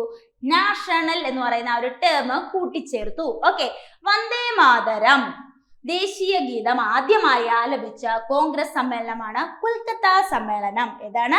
കൊൽക്കത്ത സമ്മേളനം 1896. ഏതാണ്? 1896. ശ്രദ്ധിക്കുക. അപ്പൊ നോക്കിക്കേ, വന്ദേ മാതരം ആദ്യമായിട്ട് ആലപിച്ച കോൺഗ്രസ് സമ്മേളനമാണ് കൊൽക്കത്ത സമ്മേളനം. സ്വദേശി മുദ്രാവാക്യം ആദ്യമായി ഉയർത്തിയ കോൺഗ്രസ് സമ്മേളനം ഏതാണ്? അത് ബനാറസ് സമ്മേളനമാണ്. 1905 ബനാറസ് സമ്മേളനം. അപ്പൊ നോക്കൂ, സ്വദേശി എന്ന മുദ്രാവാക്യം ആദ്യമായിട്ട് ഉയർത്തിയ കോൺഗ്രസ് സമ്മേളനം ഏതാണ്? അത് ബനാറസ് സമ്മേളനം 1905 ആണ്. ബനാറസ് സമ്മേളനം 1905 ആണ്. INC-യിലെ ആദ്യ പിളർപ്പ് നടന്ന കോൺഗ്രസ് സമ്മേളനം. INC-യിലെ ആദ്യ പിളർപ്പ് നിങ്ങൾക്ക് അറിയാം. പിളർപ്പ് എന്ന് പറയുമ്പോൾ തന്നെ നിങ്ങൾക്ക് കൂട്ടിച്ചേർക്കാം സൂററ്റ് പിളർപ്പ്. എന്താണ്? സൂററ്റ് പിളർപ്പ്. അപ്പൊ നോക്കിക്കേ, INC-യിലെ ആദ്യത്തെ പിളർപ്പ് നടന്ന കോൺഗ്രസ് സമ്മേളനമാണ് സൂററ്റ് സമ്മേളനം. 1907 എപ്പോഴാണ്? 1907. എടാ, എനിക്ക് ഈ 7 കാണുമ്പോൾ ഒരു കോടാലി പോലെയാ തോന്നുക. അപ്പൊ നമ്മൾ കോടാലി കൊണ്ട് വെട്ടി എന്താണ് പിളർന്ന് കളയാറില്ല, എന്തെങ്കിലുമൊക്കെ പിളർന്ന് കളയാറുണ്ട്. ചിലർക്ക് ഇത് ഡൗട്ട് വരും. 900 ഡൗട്ട് വരാനില്ല, 906 ആണോ 907 ആണോ എന്നുള്ളതായിരിക്കും ചിലർക്ക് സംശയം. അപ്പൊ നിങ്ങൾ അതിനെ സംശയിക്കേണ്ട. പിളർപ്പ് എന്ന് പറയുമ്പോൾ കോടാലി ഓർക്കുക, അതേ 907 ആണ് ഓർക്കുക. ഓക്കെ, സെറ്റ് അല്ലേ? അപ്പൊ INC-യിലെ ആദ്യത്തെ പിളർപ്പ് നടന്ന കോൺഗ്രസ് സമ്മേളനമാണ് ഏത്? സൂററ്റ് സമ്മേളനം. ഓക്കെ, കോൺഗ്രസിലെ മിതവാദികളും തീവ്രവാദികളും ഒരുമിച്ച സമ്മേളനം ഏതാണ്? മിതവാദികളും തീവ്രവാദികളും ഒരുമിച്ചു. അപ്പൊ അതെന്താണ് അങ്ങനെ ഒരുമിക്കുന്നത്? ഒന്നെങ്കിൽ ഇങ്ങനെ പഠിക്കാൻ ലക്നൗ, അങ്ങനെ അത് സ്നേഹം കൊണ്ട് ഒരുമിച്ചാണ്. അല്ലെങ്കിൽ ഇങ്ങനെ ഒരുമിക്കുക എന്നൊക്കെ ഉള്ളൊരു ഭാഗ്യമല്ലേ, ലക്കല്ലേ? അപ്പൊ അങ്ങനെ ഓർക്കാലോ നിങ്ങൾക്ക്. എന്താണ്? കോൺഗ്രസിലെ മിതവാദികളും തീവ്രവാദികളും ഒന്നിച്ച സമ്മേളനം എന്ന് ചോദിച്ചാൽ എന്താണ്? ലക്നൗ സമ്മേളനമാണെന്നുള്ളത് അറിഞ്ഞു വെക്കുക. വർഷം നോക്കൂ, 1916 പഠിച്ചേ പറ്റുള്ളൂ. എന്താണ്? കോൺഗ്രസിലെ മിതവാദികളും തീവ്രവാദികളും ഒന്നിച്ചത് 1916 ലക്നൗ സമ്മേളനത്തിലാണ്. ഗാന്ധിജി അധ്യക്ഷനായ ഏക കോൺഗ്രസ് സമ്മേളനം. ഗാന്ധിജി അധ്യക്ഷനായ ഏക കോൺഗ്രസ് സമ്മേളനമാണ് ഇത്. അത് ബെൽഗാം സമ്മേളനമാണ്. 1924. ബെൽഗാം സമ്മേളനം 1924. 24 ഓപ്ഷൻ 25 കാണും. തെറ്റ്, 24 ആണെന്നുള്ളത് ഓർത്തു വെക്കുക. അപ്പൊ ഗാന്ധിജി അധ്യക്ഷനായ ഏക കോൺഗ്രസ് സമ്മേളനമാണ് ഏതെന്ന് പറയുന്നത് ബെൽഗാം സമ്മേളനം 1924. അടുത്തത് നമുക്ക് നോക്കാം. ചേരും വഴി ചേർക്കാനാണ്. ശരി ഉത്തരം കണ്ടുപിടിക്കണം. എടാ, ബ്രഹ്മസമാജം കണ്ടപ്പോ തന്നെ നിങ്ങൾക്ക് മനസ്സിലായി ആരുടെയാണ് ബ്രഹ്മസമാജം? ബ്രഹ്മാവ്. അപ്പൊ ബ്രഹ്മാവ് എന്ന് പറയുന്ന രാജാവ്. അപ്പൊ രാജാ റാം മോഹൻ റോയ്. ഓക്കെയാണ്. അപ്പൊ ബ്രഹ്മസമാജം രാജാ റാം മോഹൻ റോയ്. എന്നാൽ ആര്യസമാജം ആരുടെയാണ്? ആര്യസമാജം ആരുടെയാണ്? നമ്മുടെ ദയാനന്ദ സരസ്വതിയുടെയാണ്. ഏതെന്ന് പറയുന്നത് ആര്യസമാജം. എന്നാൽ പ്രാർത്ഥനാ സമാജം, ആത്മാർത്ഥമായ പ്രാർത്ഥന. അപ്പൊ നിങ്ങൾക്ക് ആൻസർ കിട്ടി. പ്രാർത്ഥനാ സമാജം ആത്മാറാം പാണ്ഡുരംഗ്. ആത്മാറാം പാണ്ഡുരംഗാണ് പ്രാർത്ഥനാ സമാജം. എന്നാൽ Brahmo Samaj of India, Brahmo Samaj of India എന്ന് പറയുന്നത് കേശവ് ചന്ദ്രസെന്റെയാണ്. ബ്രഹ്മസമാജം ഓഫ് ഇന്ത്യ ആരുടെയാണ്? കേശവ് ചന്ദ്രസെന്റെയാണ് ബ്രഹ്മസമാജം ഓഫ് ഇന്ത്യ. അപ്പൊ ആൻസർ നോക്കൂ, 1 4 ആണ്, 2 1 ആണ്, 3 2 ആണ്, പിന്നീട് 4 ആണെങ്കിൽ 3 ആണ്. അപ്പോൾ നമുക്ക് ആൻസർ കിട്ടിയിട്ടുണ്ട്. ബ്രഹ്മസമാജം രാജാ റാം മോഹൻ റോയ്, ആര്യസമാജം ദയാനന്ദ സരസ്വതി, പ്രാർത്ഥനാ സമാജം ആത്മാറാം പാണ്ഡുരംഗ, പിന്നീട് Brahmo Samaj of India Keshav Chandra Sen. Okay, നമുക്ക് എക്സ്പ്ലനേഷനിലേക്ക് പോകുമ്പോൾ സംഘടനയും സ്ഥാപകരുമാണ് പറയുന്നത്. അതിൽ ഒന്നാമത്തെ സംഘടന നിങ്ങൾ പഠിച്ചു, ബ്രഹ്മസമാജം രാജാ റാം മോഹൻ റോയ് ആണ്. എന്നാൽ ആദി ബ്രഹ്മസമാജം എടാ, ഈ ബ്രഹ്മസമാജം തന്നെ സ്പ്ലിറ്റ് ചെയ്യപ്പെടുന്നുണ്ട്. ഓക്കെ, ആദി ബ്രഹ്മസമാജം എന്നും ഭാരതീയ ബ്രഹ്മസമാജം എന്നും. അപ്പൊ നോക്കൂ നിങ്ങൾ, ആദി ബ്രഹ്മസമാജം ദേവേന്ദ്രനാഥ ടാഗോർ ആണ്. ആദി ബ്രഹ്മസമാജം ആരാണ്? ദേവേന്ദ്രനാഥ ടാഗോർ ആണ്. എന്നാൽ ഭാരതീയ ബ്രഹ്മസമാജം കേശവ് ചന്ദ്രസെൻ ആണ്. ആരാണ്? കേശവ് ചന്ദ്രസെൻ ആണ് ഭാരതീയ ബ്രഹ്മ സമാജം എന്ന് പറയുന്നത്. ഓക്കെ അല്ലേ? ഇനി തത്വബോധിനി സഭ ദേവേന്ദ്രനാഥ ടാഗോർ. ആരാണ്? ദേവേന്ദ്രനാഥ ടാഗോർ ആണ് തത്വബോധിനി സഭ. വേദസമാജം കേശവ് ചന്ദ്രസെനും ശ്രീധരലു നായിഡു. അപ്പൊ കേശവ് ചന്ദ്രസെനും ശ്രീധരലു നായിഡും കൂടി ചേർന്നാണ് വേദസമാജം സ്ഥാപിച്ചിട്ടുള്ളത്. ഇനി പ്രാർത്ഥനാ സമാജം നമ്മൾ പഠിച്ചു, ആത്മാറാം പാണ്ഡുരംഗാണ്. പൂനെ സാർവജനിക് സഭ ആരാണ്? പൂനെ സാർവജനിക് സഭ സ്ഥാപിച്ചത് MG റാനഡെ അല്ലെങ്കിൽ മഹാദേവ ഗോവിന്ദ റാനഡെ അല്ലെങ്കിൽ MG റാനഡെ. അപ്പൊ പൂനെ സാർവജനിക് സഭ സ്ഥാപിച്ചവരാണ് MG റാനഡെ ആണെന്ന് ഓർത്തു വെക്കുക. സത്യശോധക് സമാജം സത്യശോധക് സമാജം സ്ഥാപിച്ചത് ജ്യോതിറാവു ഫുലെയാണ്. അപ്പൊ നമ്മൾ സാധാരണ രീതിയിൽ ഇത്രയും പഠിക്കാന്നുള്ളത് ഇച്ചിരി പാടാണ്. അപ്പൊ നമ്മൾ കുറച്ച് നുറുങ്ങു കോഡുകളൊക്കെ വെച്ച് പഠിക്കാൻ പറ്റും. നമുക്കറിയാമല്ലോ പണ്ടുള്ള ആൾക്കാർ സത്യമൊക്കെ ചെയ്യുന്നത് ജ്യോതിയുടെ മുന്നിൽ വെച്ച്, തീയുടെ മുന്നിൽ വെച്ചല്ലേ സത്യം ചെയ്യുക. അപ്പൊ എന്താണ്? സത്യശോധക് ജ്യോതി. അപ്പൊ അങ്ങനെ ഓർക്കാം. അപ്പൊ സത്യശോധക് സമാജം ജ്യോതിറാവു ഫുലെയാണ്. ഇനി രാമകൃഷ്ണ മിഷൻ നിങ്ങൾക്കറിയാം അല്ലെ, നമ്മുടെ വിവേകാനന്ദന്റെ ഗുരുവായിരുന്നു അല്ലെ. അപ്പൊ അങ്ങനെ ഓർക്കാലോ, രാമകൃഷ്ണ മിഷൻ ആരാണ്? സ്വാമി വിവേകാനന്ദനാണെന്നുള്ളത് കൂടി നിങ്ങൾക്ക് അറിയാവുന്ന കാര്യമാണ്, എന്നാലും ഞാൻ പറഞ്ഞെന്ന് മാത്രം. അപ്പൊ സംഘടനകളും സ്ഥാപകരും ഈ ഒരു ടേബിൾ ഉറപ്പായും പഠിച്ചു വെക്കുക. ഒന്നുകൂടെ പറയുന്നു, ബ്രഹ്മസമാജം രാജാറാം മോഹൻ റോയി ആണ്. ഇനി ആദി ബ്രഹ്മസമാജം ദേവേന്ദ്രനാഥ ടാഗോർ ആണ്. ഭാരതീയ ബ്രഹ്മസമാജം കേശവ് ചന്ദ്ര സെൻ. ഇനിയോ സാധാരണ ബ്രഹ്മസമാജം ആനന്ദമോഹൻ ബോസ് ശിവനാരായണൻ ശാസ്ത്രിയും. ഇനി തത്വബോധിനി സഭയാണെങ്കിൽ ദേവേന്ദ്രനാഥ ടാഗോർ ആണ്. വേദസമാജം കേശബ് ചന്ദ്രസെൻ, ശ്രീധരലു നായിഡു.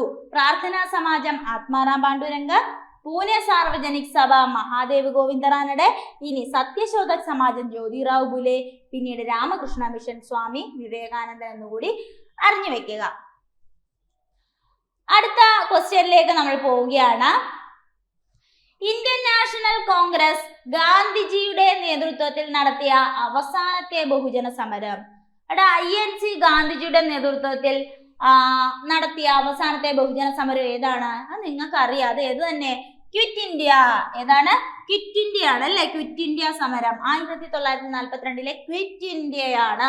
ഓക്കെ, നമുക്ക് നോക്കാം. ക്രിപ്സ് മിഷന്റെ പരാജയത്തെ തുടർന്ന് കോൺഗ്രസ് ആരംഭിച്ച സമരമാണ് ക്വിറ്റ് ഇന്ത്യ സമരം അല്ലെ. എന്താണ്? ക്രിപ്സ് മിഷന്റെ പരാജയത്തെ തുടർന്ന് കോൺഗ്രസ് ആരംഭിച്ച സമരമാണ് ക്വിറ്റ് ഇന്ത്യ സമരം. ക്വിറ്റ് ഇന്ത്യ പ്രമേയം പാസാക്കിയ INC സമ്മേളനം 1942 ഓഗസ്റ്റ് 8 ബോംബെ സമ്മേളനമാണ്. 1942 ഓഗസ്റ്റ് 8 ബോംബെ സമ്മേളനം. കിട്ടുമല്ലോ. ഓക്കെ, അപ്പൊ എന്താണ്? ക്രിപ്സ് മിഷന്റെ പരാജയത്തെ തുടർന്നാണ് ക്വിറ്റ് ഇന്ത്യ സമരം എന്ത് ചെയ്തത്? ആരംഭിക്കുന്നത്. ഇത് പാസാക്കിയ INC സമ്മേളനം 1942 ഓഗസ്റ്റ് 8 എന്താണ്? INC സമ്മേളനമാണ്. അത് ബോംബെ സമ്മേളനമാണ്. ക്വിറ്റ് ഇന്ത്യ സമര നായകൻ JP ആണ്, ജയപ്രകാശ് നാരായൺ. എന്താണ്? ക്വിറ്റ് ഇന്ത്യ സമര നായകൻ ആരാണ്? ജയപ്രകാശ് നാരായൺ ആണ്. എന്നാൽ ക്വിറ്റ് ഇന്ത്യ സമര നായികയാണ് അരുണ അസഫ് അലി അല്ലെങ്കിൽ അരുണ ആസിഫ് അലി എന്നൊക്കെ പറയും. അസഫ് അലി എന്നാണ് കേട്ടോ. അപ്പൊ എന്താണ്? ക്വിറ്റ് ഇന്ത്യ സമര നായിക അരുണ അസഫ് അലി ആണെന്ന് കൂടി അറിഞ്ഞു. അപ്പൊ ക്വിറ്റ് ഇന്ത്യ സമരവുമായി ബന്ധപ്പെട്ട് നമ്മൾ കുറച്ച് പോയിന്റുകൾ പഠിച്ചിട്ടുണ്ട്. ഇതെല്ലാം പ്രീവിയസ് ചോദിച്ച ചോദ്യങ്ങളാണ്. പ്രത്യേകം പഠിക്കുക. 1942 ഓഗസ്റ്റ് 8 ബോംബെ സമ്മേളനം ഓർത്തുവെക്കുക. ക്വിറ്റ് ഇന്ത്യ സമരകാലത്ത് മുസ്ലിം ലീഗ് ഉയർത്തിയ മുദ്രാവാക്യമാണ് വിഭജിക്കുക പുറത്തു പോവുക. എന്താണ്? ഡിവൈഡ് ആൻഡ് റൂൾ പോളിസിയാണ് അല്ലെ. എന്താണ്? ക്വിറ്റ് ഇന്ത്യ സമരകാലത്ത് മുസ്ലിം ലീഗ് ഉയർത്തിയ മുദ്രാവാക്യമാണ് വിഭജിക്കുക പുറത്തു പോവുക. ഓക്കെ, വിഭജിക്കുക പുറത്തു പോവുക. ഓക്കെ, ക്വിറ്റ് ഇന്ത്യ പ്രമേയത്തിലൂടെ ബ്രിട്ടീഷുകാർ ഇന്ത്യ വിട്ടു പോകണമെന്നും അധികാരം കൈമാറണമെന്നും കോൺഗ്രസ് ആവശ്യപ്പെട്ടു. ഇനിയോ ക്വിറ്റ് ഇന്ത്യ സമരകാലത്ത് സീക്രട്ട് കോൺഗ്രസ് റേഡിയോ എന്ന പേരിൽ രഹസ്യ റേഡിയോ പ്രക്ഷേപണം ആരംഭിച്ചത് ഉഷാ മേത്തയാണ്. ഇവിടെ ഓർത്തു വെക്കുക കേട്ടോ, ഉഷാ മേത്ത. ഇത് ചോദിച്ചതാണ്. ക്വിറ്റ് ഇന്ത്യ സമരകാലത്ത് സീക്രട്ട് കോൺഗ്രസ് റേഡിയോ എന്താടാ? സീക്രട്ട് കോൺഗ്രസ് റേഡിയോ എന്ന പേരില് രഹസ്യ റേഡിയോ പ്രക്ഷേപണം ആരംഭിച്ചത് ആരാണ്? ഉഷാ മേത്തയാണ്. ആരാണ്? ഉഷാ മേത്തയാണെന്ന് കൂടി അറിഞ്ഞു വെക്കുക. ഓക്കെ, അപ്പോൾ ആ ഒരു സെക്ഷൻ കഴിഞ്ഞു. അടുത്ത ചോദ്യം നോക്കിക്കേടാ. സാന്താൾ കലാപം നടന്ന വർഷം. സാന്താൾ കലാപം ഏത് വർഷം നടന്നത്? 1855-56 കാലഘട്ടമാണ് അല്ലെ. ഏത്? സാന്താൾ കലാപം 1855-56 കാലഘട്ടമാണ്. സാന്താളുകൾ കൃഷി ഇറക്കിയ ഭൂമിയുടെ മേൽ കമ്പനി വൻതോതിൽ നികുതി ചുമത്തി. നികുതി അടയ്ക്കാൻ കഴിയാത്തതിനാൽ കൃഷിഭൂമി സർക്കാർ എന്ത് ചെയ്തു? പിടിച്ചെടുത്തു.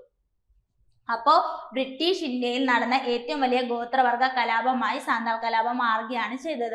നോക്കിക്കേടാ, സാന്താളുകൾ കൃഷി ഇറക്കിയ ഭൂമിയുടെ മേൽ എന്ത് ചെയ്തു? കമ്പനി വൻതോതിൽ നികുതി ചുമത്തി. അപ്പൊ നികുതി അടയ്ക്കായിരുന്നു എന്ത് ചെയ്യൂടാ? ഇവർ ഈ സ്ഥലം അങ്ങോട്ടേക്ക് കണ്ടുകിട്ടും, അല്ലെങ്കിൽ അവര് ഈ ബ്രിട്ടീഷ് ഗവൺമെന്റ് തന്നെ എന്ത് ചെയ്യൂടാ? അതിനെ ഏറ്റെടുക്കും അല്ലെ. അപ്പൊ നികുതി അടയ്ക്കാൻ കഴിയാതിരുന്ന കൃഷിഭൂമി സർക്കാർ പിടിച്ചെടുക്കുകയും ചെയ്തു.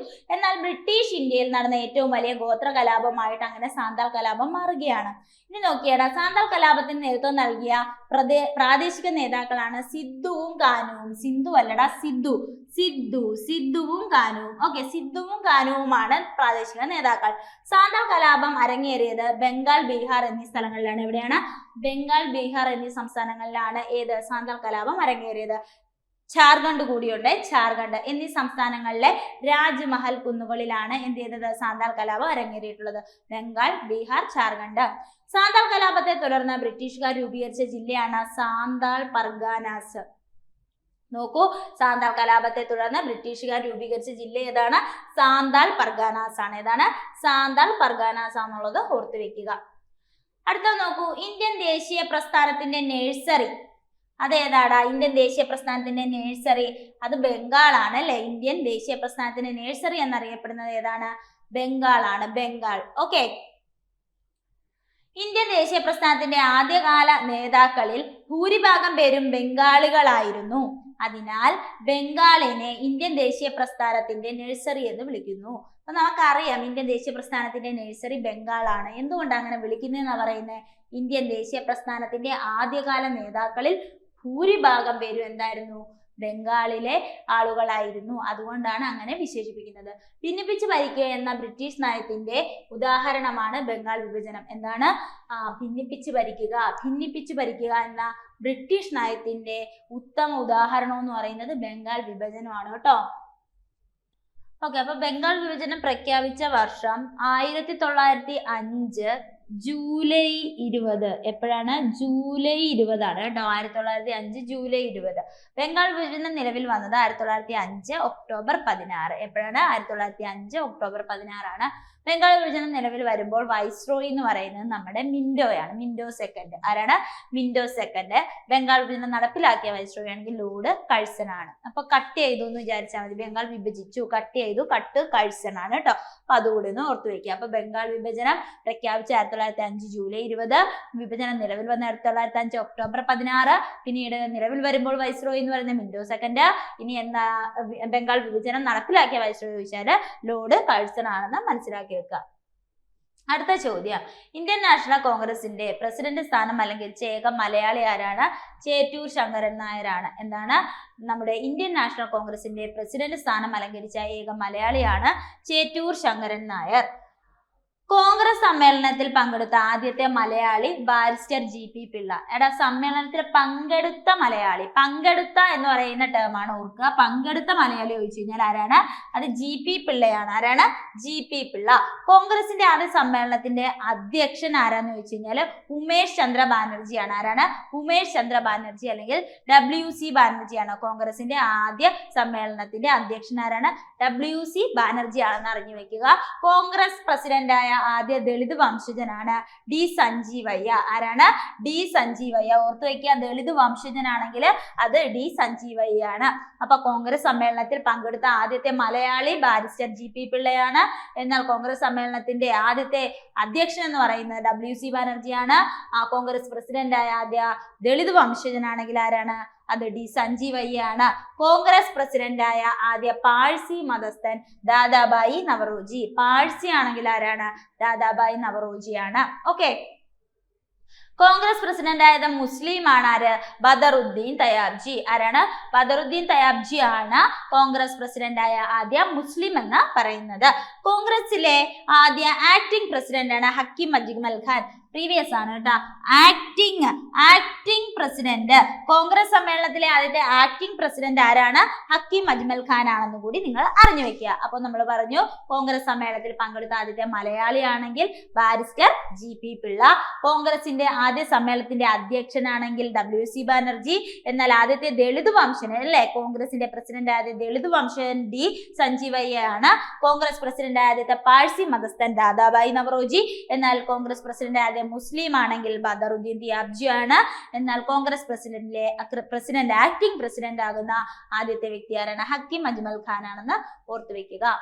അടുത്ത ചോദ്യം, ഒന്നാം സ്വാതന്ത്ര്യ സമരം ആരംഭിച്ചത് എന്നാണ്? ഒന്നാം സ്വാതന്ത്ര്യ സമരം ആരംഭിച്ചത് 1857 മെയ് 10 അല്ലെ? 1857 മെയ് 10 ഒന്നാം സ്വാതന്ത്ര്യ സമരം ആരംഭിക്കുന്നത്. നോക്കിക്കേടാ, ഒന്നാം സ്വാതന്ത്ര്യ സമരം സംഘടിത രീതിയിൽ ആരംഭിച്ച സ്ഥലം ഏതാണ്? മീററ്റ്, ഉത്തർപ്രദേശ്.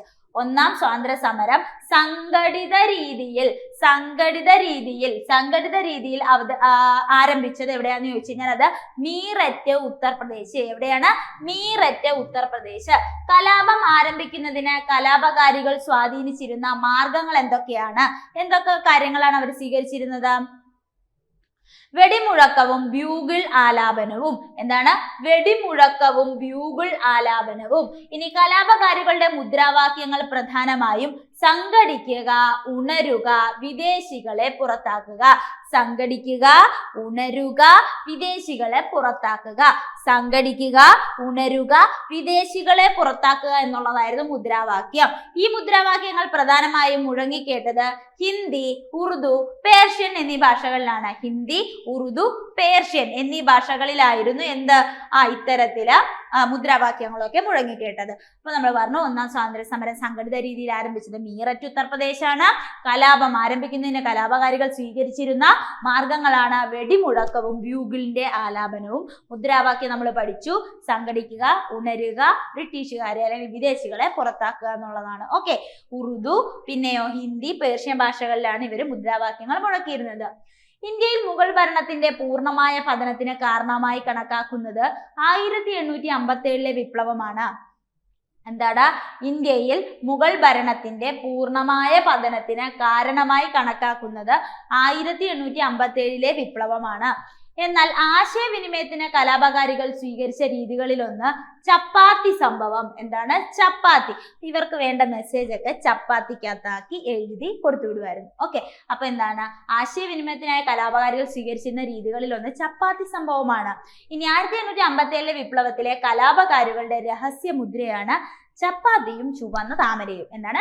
ചപ്പാത്തിയും ചുവന്ന താമരയുമായിരുന്നു കലാപകാരികളുടെ രഹസ്യമുദ്ര എന്ന് പറയുന്നത്. 1857 വിപ്ലവത്തിലെ ആദ്യ രക്തസാക്ഷിയാണ് ആര്? മംഗൾ പാണ്ഡെ. ആരാണ്? അത് മംഗൾ പാണ്ഡെ ആണ്. മംഗൾ പാണ്ഡെ. ഒന്നാം സ്വാതന്ത്ര്യ സമരത്തിന്റെ ആദ്യത്തെ തീപ്പൊരി ഉണ്ടായത് എവിടെയാണെന്ന് അറിയുമോ? ബരക്പൂർ, പശ്ചിമ ബംഗാളിലാണ്. എവിടെയാണ്? ബരക്പൂർ, പശ്ചിമ ബംഗാള്. കിട്ടിയോ? അപ്പൊ നമ്മൾ പറഞ്ഞു ഇന്ത്യയിൽ മുഗൾ ഭരണത്തിന്റെ പൂർണ്ണമായ പതനത്തിന് കാരണമായി കണക്കാക്കുന്ന 1857 വിപ്ലവമാണ്. ആശയവിനിമയത്തിന് കലാപകാരികൾ സ്വീകരിച്ച രീതികളിലൊന്ന് ചപ്പാത്തി വിപ്ലവമാണ് അല്ലെങ്കിൽ ചപ്പാത്തി സംഭവമാണ്. 1857 വിപ്ലവത്തിലെ കലാപകാരികളുടെ രഹസ്യമുദ്രയായിരുന്നു ചപ്പാത്തിയും ചുവന്ന താമരയും. പിന്നെ 1857 വിപ്ലവത്തിന്റെ ആദ്യത്തെ രക്തസാക്ഷി മംഗൾ പാണ്ഡെയാണ്. ഇനി ഒന്നാം സ്വാതന്ത്ര്യ സമരത്തിന്റെ ആദ്യത്തെ തീപ്പൊരി ഉണ്ടായത് എവിടെയാണ്? ബരക്പൂർ, പശ്ചിമ ബംഗാളിലാണെന്ന് അറിഞ്ഞു വെക്കുക. അടുത്ത ചോദ്യം നോക്കൂ. ക്വിറ്റ് ഇന്ത്യ ദിനമായിട്ട് ആചരിക്കുന്നത് എന്നാണ്? നിങ്ങൾക്ക് ഈ ചോദ്യത്തിൽ നിന്നും കിട്ടുന്നുണ്ടോ? ക്വിറ്റ് ഇന്ത്യ ദിനം അത് ഓഗസ്റ്റ് 9, 1942. എപ്പോഴാണ്? 1942 ഓഗസ്റ്റ് 9 ആണ്. 1942 ഓഗസ്റ്റ് 9 ആണെന്നുള്ളത് ഓർത്തു വെക്കുക. ക്വിറ്റ് ഇന്ത്യ പ്രമേയം പാസ്സാക്കപ്പെട്ട സ്ഥലം ബോംബെയിലെ ഗോവാലിയ ടാങ്ക മൈതാനത്തിൽ വെച്ചിട്ടാണ്. ഗോവാലിയ ടാങ്ക മൈതാനത്തിൽ വെച്ചിട്ടാണ് ക്വിറ്റ് ഇന്ത്യ പ്രമേയം പാസ്സാക്കപ്പെട്ടത്. അപ്പൊ ക്വിറ്റ് ഇന്ത്യ പ്രമേയം പാസ്സാക്കപ്പെട്ട സ്ഥലം ഏതാണ്? ഗോവാലിയ ടാങ്ക മൈതാനം, ബോംബെ ആണ്. ക്വിറ്റ് ഇന്ത്യ എന്ന വാക്ക് ആദ്യമായിട്ട് ഉപയോഗിച്ച വ്യക്തിയാണ് യൂസഫ് മെഹ്റലി. പഠിച്ചു വെക്കുക. ക്വിറ്റ് ഇന്ത്യ എന്ന് പറയുന്ന ആ ഒരു പദം അല്ലെങ്കിൽ ആ ഒരു വാക്ക് ആദ്യമായിട്ട് ഉപയോഗിച്ച വ്യക്തി ആരാണ്? യൂസഫ് മെഹ്റലി ആണ്. ഗാന്ധിജി ക്വിറ്റ് ഇന്ത്യ എന്ന ആശയം പ്രചരിപ്പിച്ച പത്രമാണ് ഹരിജൻ. ഗാന്ധിജി ക്വിറ്റ് ഇന്ത്യ എന്ന് പറയുന്ന ആ ഒരു ആശയം പ്രചരിപ്പിച്ച പത്രം ഏതാണ്? അത് ഹരിജൻ പത്രമാണ്. ഏതാണ്? ഹരിജൻ പത്രമാണെന്നുള്ളത് അറിഞ്ഞു വെക്കുക. ക്വിറ്റ് ഇന്ത്യ സമരകാലത്തെ വൈസ്രോയി ആണ് ലിൻ ലിത്ഗോ. ക്വിറ്റ് ഇന്ത്യ, ഇന്ത്യ വിട്ടു പോവുക എന്നുള്ളതാണല്ലോ. അപ്പൊ ഗോ എന്ന് വെച്ച് കഴിഞ്ഞാൽ പോവുക എന്ന് തന്നെയല്ലേ. അപ്പൊ ലിൻ ലിത്ഗോ. സംശയം വന്നാൽ, പരീക്ഷയ്ക്ക് ഒരു രീതിയിലും സംശയം വരാൻ ഇടയുണ്ടെങ്കിൽ ഇങ്ങനെ ഓർത്തു വെച്ചാൽ നിങ്ങൾക്ക് കിട്ടും. ഓക്കെ, അപ്പൊ ക്വിറ്റ് ഇന്ത്യ സമരകാലത്തെ വൈസ്രോയി ചോദിച്ചാൽ ആരാണ്? ലിൻ ലിത്ഗോ. ഓക്കെ, പിന്നീട് ക്വിറ്റ് ഇന്ത്യ സമരത്തെ തുടർന്ന് അറസ്റ്റ് ചെയ്ത ഗാന്ധിജിയെയും ഭാര്യ കസ്തൂർബ ഗാന്ധിയെയും പൂനെയിലെ ആഗാഖാൻ കൊട്ടാരത്തിൽ ജയിലിലാണ് പാർപ്പിച്ചിരുന്നത്. അപ്പൊ എന്താണ്? ആഗാഖാൻ കൊട്ടാരത്തിലെ ജയിലിലാണ് ആരെ പാർപ്പിച്ചിരുന്നത് കസ്തൂർബ ഗാന്ധിയെയും ഗാന്ധിജീനെയും. ഓക്കെ, ജയിൽവാസത്തിനിടെ 1944 ഫെബ്രുവരിയിൽ ആര് മരിക്കുന്നു? കസ്തൂർബ ഗാന്ധി മരിക്കുകയാണ്. 1944 ഫെബ്രുവരിയിലാണ് കസ്തൂർബ ഗാന്ധി മരിക്കുന്നത്. ഓക്കെ ആണല്ലോ. അപ്പൊ അത്രയും പോയിന്റ് നമുക്ക് കിട്ടിയിട്ടുണ്ട്. അപ്പൊ കിറ്റ് ഇന്ത്യയുമായി ബന്ധപ്പെട്ട് എന്താണ് കിറ്റ് ഇന്ത്യ ദിനം ഓഗസ്റ്റ് 9 1942 ആണെന്ന് പറഞ്ഞു. അതുമായി ബന്ധപ്പെട്ട അനുബന്ധ വസ്തുതകൾ നമ്മൾ പഠിച്ചിട്ടുണ്ട്. അടുത്ത ശ്രദ്ധിച്ചേടാ, അതിർത്തി ഗാന്ധി എന്നറിയപ്പെടുന്നത് ആര്? എന്താണ് അതിർത്തി ഗാന്ധി? ഒരുപാട് തവണ PSC ചോദിച്ചിട്ടുള്ള ചോദ്യമാണ്. നിങ്ങൾക്കറിയാതെ അല്ലേ? ഏതാണ്? ഖാൻ അബ്ദുൾ ഗാഫർ ഖാൻ ആണ്. ആരാണ്? ഖാൻ അബ്ദുൾ ഗാഫർ ഖാൻ ആണ് അതിർത്തി ഗാന്ധി എന്ന് അറിയപ്പെടുന്നത്. കേരള ഗാന്ധി നമുക്ക് നോക്കാം. കേരള ഗാന്ധി നിങ്ങൾക്കറിയാം ആരാണത്? കേളപ്പൻ കേരള ഗാന്ധി. വേദാരണ്യം ഗാന്ധി എന്നറിയപ്പെടുന്ന ആരാണ്? വേദാരണ്യം ഗാന്ധി വേദം രാജാവ്. അപ്പൊ ഓർക്കാം, വേദം രാജാവിന് വേദങ്ങളോടൊക്കെ എന്താണ് കുറച്ച് ആഗ്രഹമുള്ള ഒരു വ്യക്തിയാണ് വേദം അല്ലെ. ആ സമയത്തുള്ള രാജാക്കന്മാരൊക്കെ അല്ലെ വേദമൊക്കെ പഠിക്കുക. അപ്പൊ ഓർക്കാലോ, വേദാരണ്യം ഗാന്ധി രാജഗോപാലാചാരി, സി രാജഗോപാലാചാരി. ബീഹാർ ഗാന്ധി രാജേന്ദ്ര പ്രസാദ്. ബീഹാർ ഗാന്ധി ആരാണ്? രാജേന്ദ്ര പ്രസാദ്. ഡൽഹി ഗാന്ധി സി കൃഷ്ണൻ നായർ. ഡൽഹി ഗാന്ധി ആരാണ്? സി കൃഷ്ണൻ നായർ. ഒന്ന് നോക്കൂ, കേരള ഗാന്ധി കേളപ്പൻ, പിന്നീട് വേദാരണ്യം ഗാന്ധി സി രാജഗോപാലാചാരി, ബീഹാർ ഗാന്ധി ആണെങ്കിൽ രാജേന്ദ്ര പ്രസാദ്, പിന്നെയോ ഡൽഹി ഗാന്ധി സി കൃഷ്ണൻ നായരാണ്. എന്നാൽ ബർദോളി ഗാന്ധി എന്നറിയപ്പെടുന്നത് നമ്മുടെ പട്ടേലാണ്, സർദാർ വല്ലഭായ് പട്ടേലാണ്. വേദാരണ്യം ഗാന്ധി ബർദോളി ഗാന്ധി എന്ന് അറിയപ്പെടുന്നത്. ഇനി ആധുനിക ഗാന്ധി ബാബ ആംദെ. എന്താണ്? ആധുനിക ഗാന്ധി ബാബ ആംദെ ആണ്. Mahe Gandhi IK Kumaran master. മാഹി ഗാന്ധി ആരാണ്? IK കുമാരൻ മാസ്റ്റർ ആണ്. സൗത്ത് ആഫ്രിക്കൻ ഗാന്ധി നെൽസൺ മണ്ടേലയാണ്. സൗത്ത് ആഫ്രിക്കൻ ഗാന്ധി എന്ന് അറിയപ്പെടുന്നത്. അപ്പൊ സൗത്ത് ആഫ്രിക്കൻ ഗാന്ധി ആരാണ്? നെൽസൺ മണ്ടേലയാണ്. ആഫ്രിക്കൻ ഗാന്ധി ആണെങ്കിൽ കെന്നത്ത് കൗണ്ടയാണ്. ആരാണ്? കെന്നത്ത് കൗണ്ടയാണ് ആഫ്രിക്കൻ ഗാന്ധി എന്ന് അറിയപ്പെടുന്നത്. ഇനി ബർമീസ് ഗാന്ധി ആണെങ്കിൽ ആങ് സാൻ സൂചിയാണ്. ആരാണ്?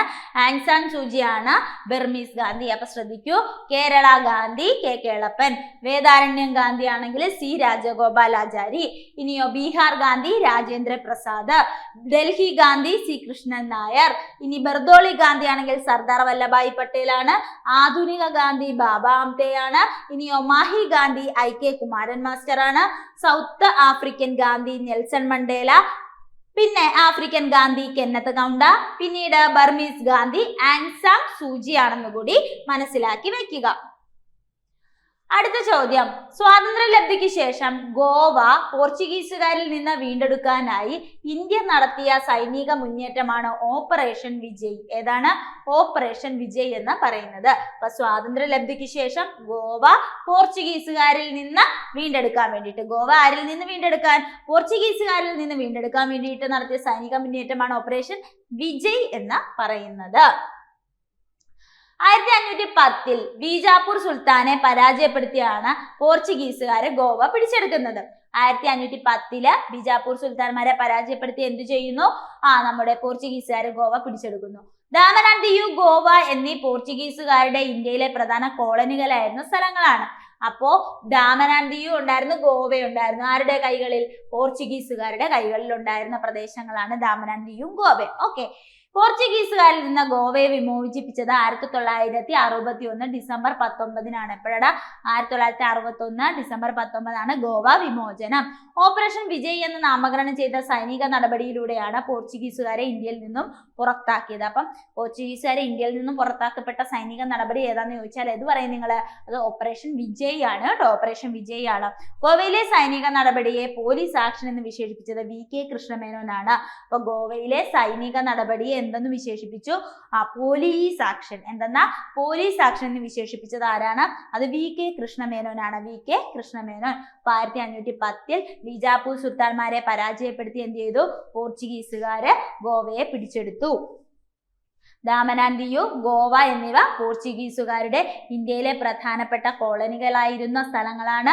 പോർച്ചുഗീസുകാരിൽ നിന്ന് ഗോവയെ വിമോചിപ്പിച്ചത് ഡിസംബർ 19 പിന്നീട് ഓപ്പറേഷൻ വിജയ് എന്ന് നാമകരണം ചെയ്ത സൈനിക നടപടിയിലൂടെയാണ് എന്ത് ചെയ്തത്? പോർച്ചുഗീസുകാർ ഇന്ത്യയിൽ നിന്ന് പുറത്താക്കിയത്. ഈ ഗോവയിലെ സൈനിക നടപടിയെ പോലീസ് ആക്ഷൻ എന്ന് വിശേഷിപ്പിച്ചത് VK കൃഷ്ണമേനോനാണെന്ന് കൂടി അറിഞ്ഞു വെക്കുക. ഇനി ദി ഇന്ത്യൻ സോഷ്യോളജിസ്റ്റ് എന്ന ജേണലിന്റെ ആദ്യത്തെ എഡിറ്റർ ആരായിരുന്നു? എന്താണ്? ദ ഇന്ത്യൻ സോഷ്യോളജിസ്റ്റ് എന്ന ജേണലിന്റെ ആദ്യത്തെ എഡിറ്ററാണ് ശ്യാംജി കൃഷ്ണവർമ്മ. ആരാണ്? ശ്യാംജി കൃഷ്ണവർമ്മ. അടുത്ത ചോദ്യം, റാഡിക്കൽ ഡെമോക്രാറ്റിക് പാർട്ടി സ്ഥാപിച്ചത് ആര്? റാഡിക്കൽ ഡെമോക്രാറ്റിക് പാർട്ടി MN റോയിയുടെ എന്താണ് സംഘടനയാണ്. ഓക്കെ, ഇനി വ്യാവസായികവൽക്കരണത്തിന്റെ അടിസ്ഥാനത്തിൽ സാമ്പത്തിക വികസനത്തിന് ഒരു പദ്ധതി തയ്യാറാക്കുന്നതിനായി 1938 ദേശീയ ആസൂത്രണ സമിതി അല്ലെങ്കിൽ ആസൂത്രണ കമ്മീഷന്റെ മുൻഗാമി അല്ലെ, അപ്പൊ ദേശീയ ആസൂത്രണ സമിതി സ്ഥാപിക്കുന്നതിൽ പ്രധാന പങ്ക് വഹിച്ച വ്യക്തിയാണ് ആര്? നമ്മുടെ സുഭാഷ് ചന്ദ്രബോസ്. നല്ലൊരു ചോദ്യമാണ്, ഓർത്തുവെക്കുക. വ്യാവസായികവൽക്കരണത്തിന്റെ അടിസ്ഥാനത്തിൽ സാമ്പത്തിക വികസനത്തിന് ഒരു പദ്ധതി തയ്യാറാക്കുന്നതിനായിട്ട് 1938 ദേശീയ ആസൂത്രണ സമിതി എന്ത് ചെയ്തടാ? സ്ഥാപിക്കുന്നതിൽ പ്രധാന പങ്ക് വഹിച്ച വ്യക്തിയാണ് ആര്?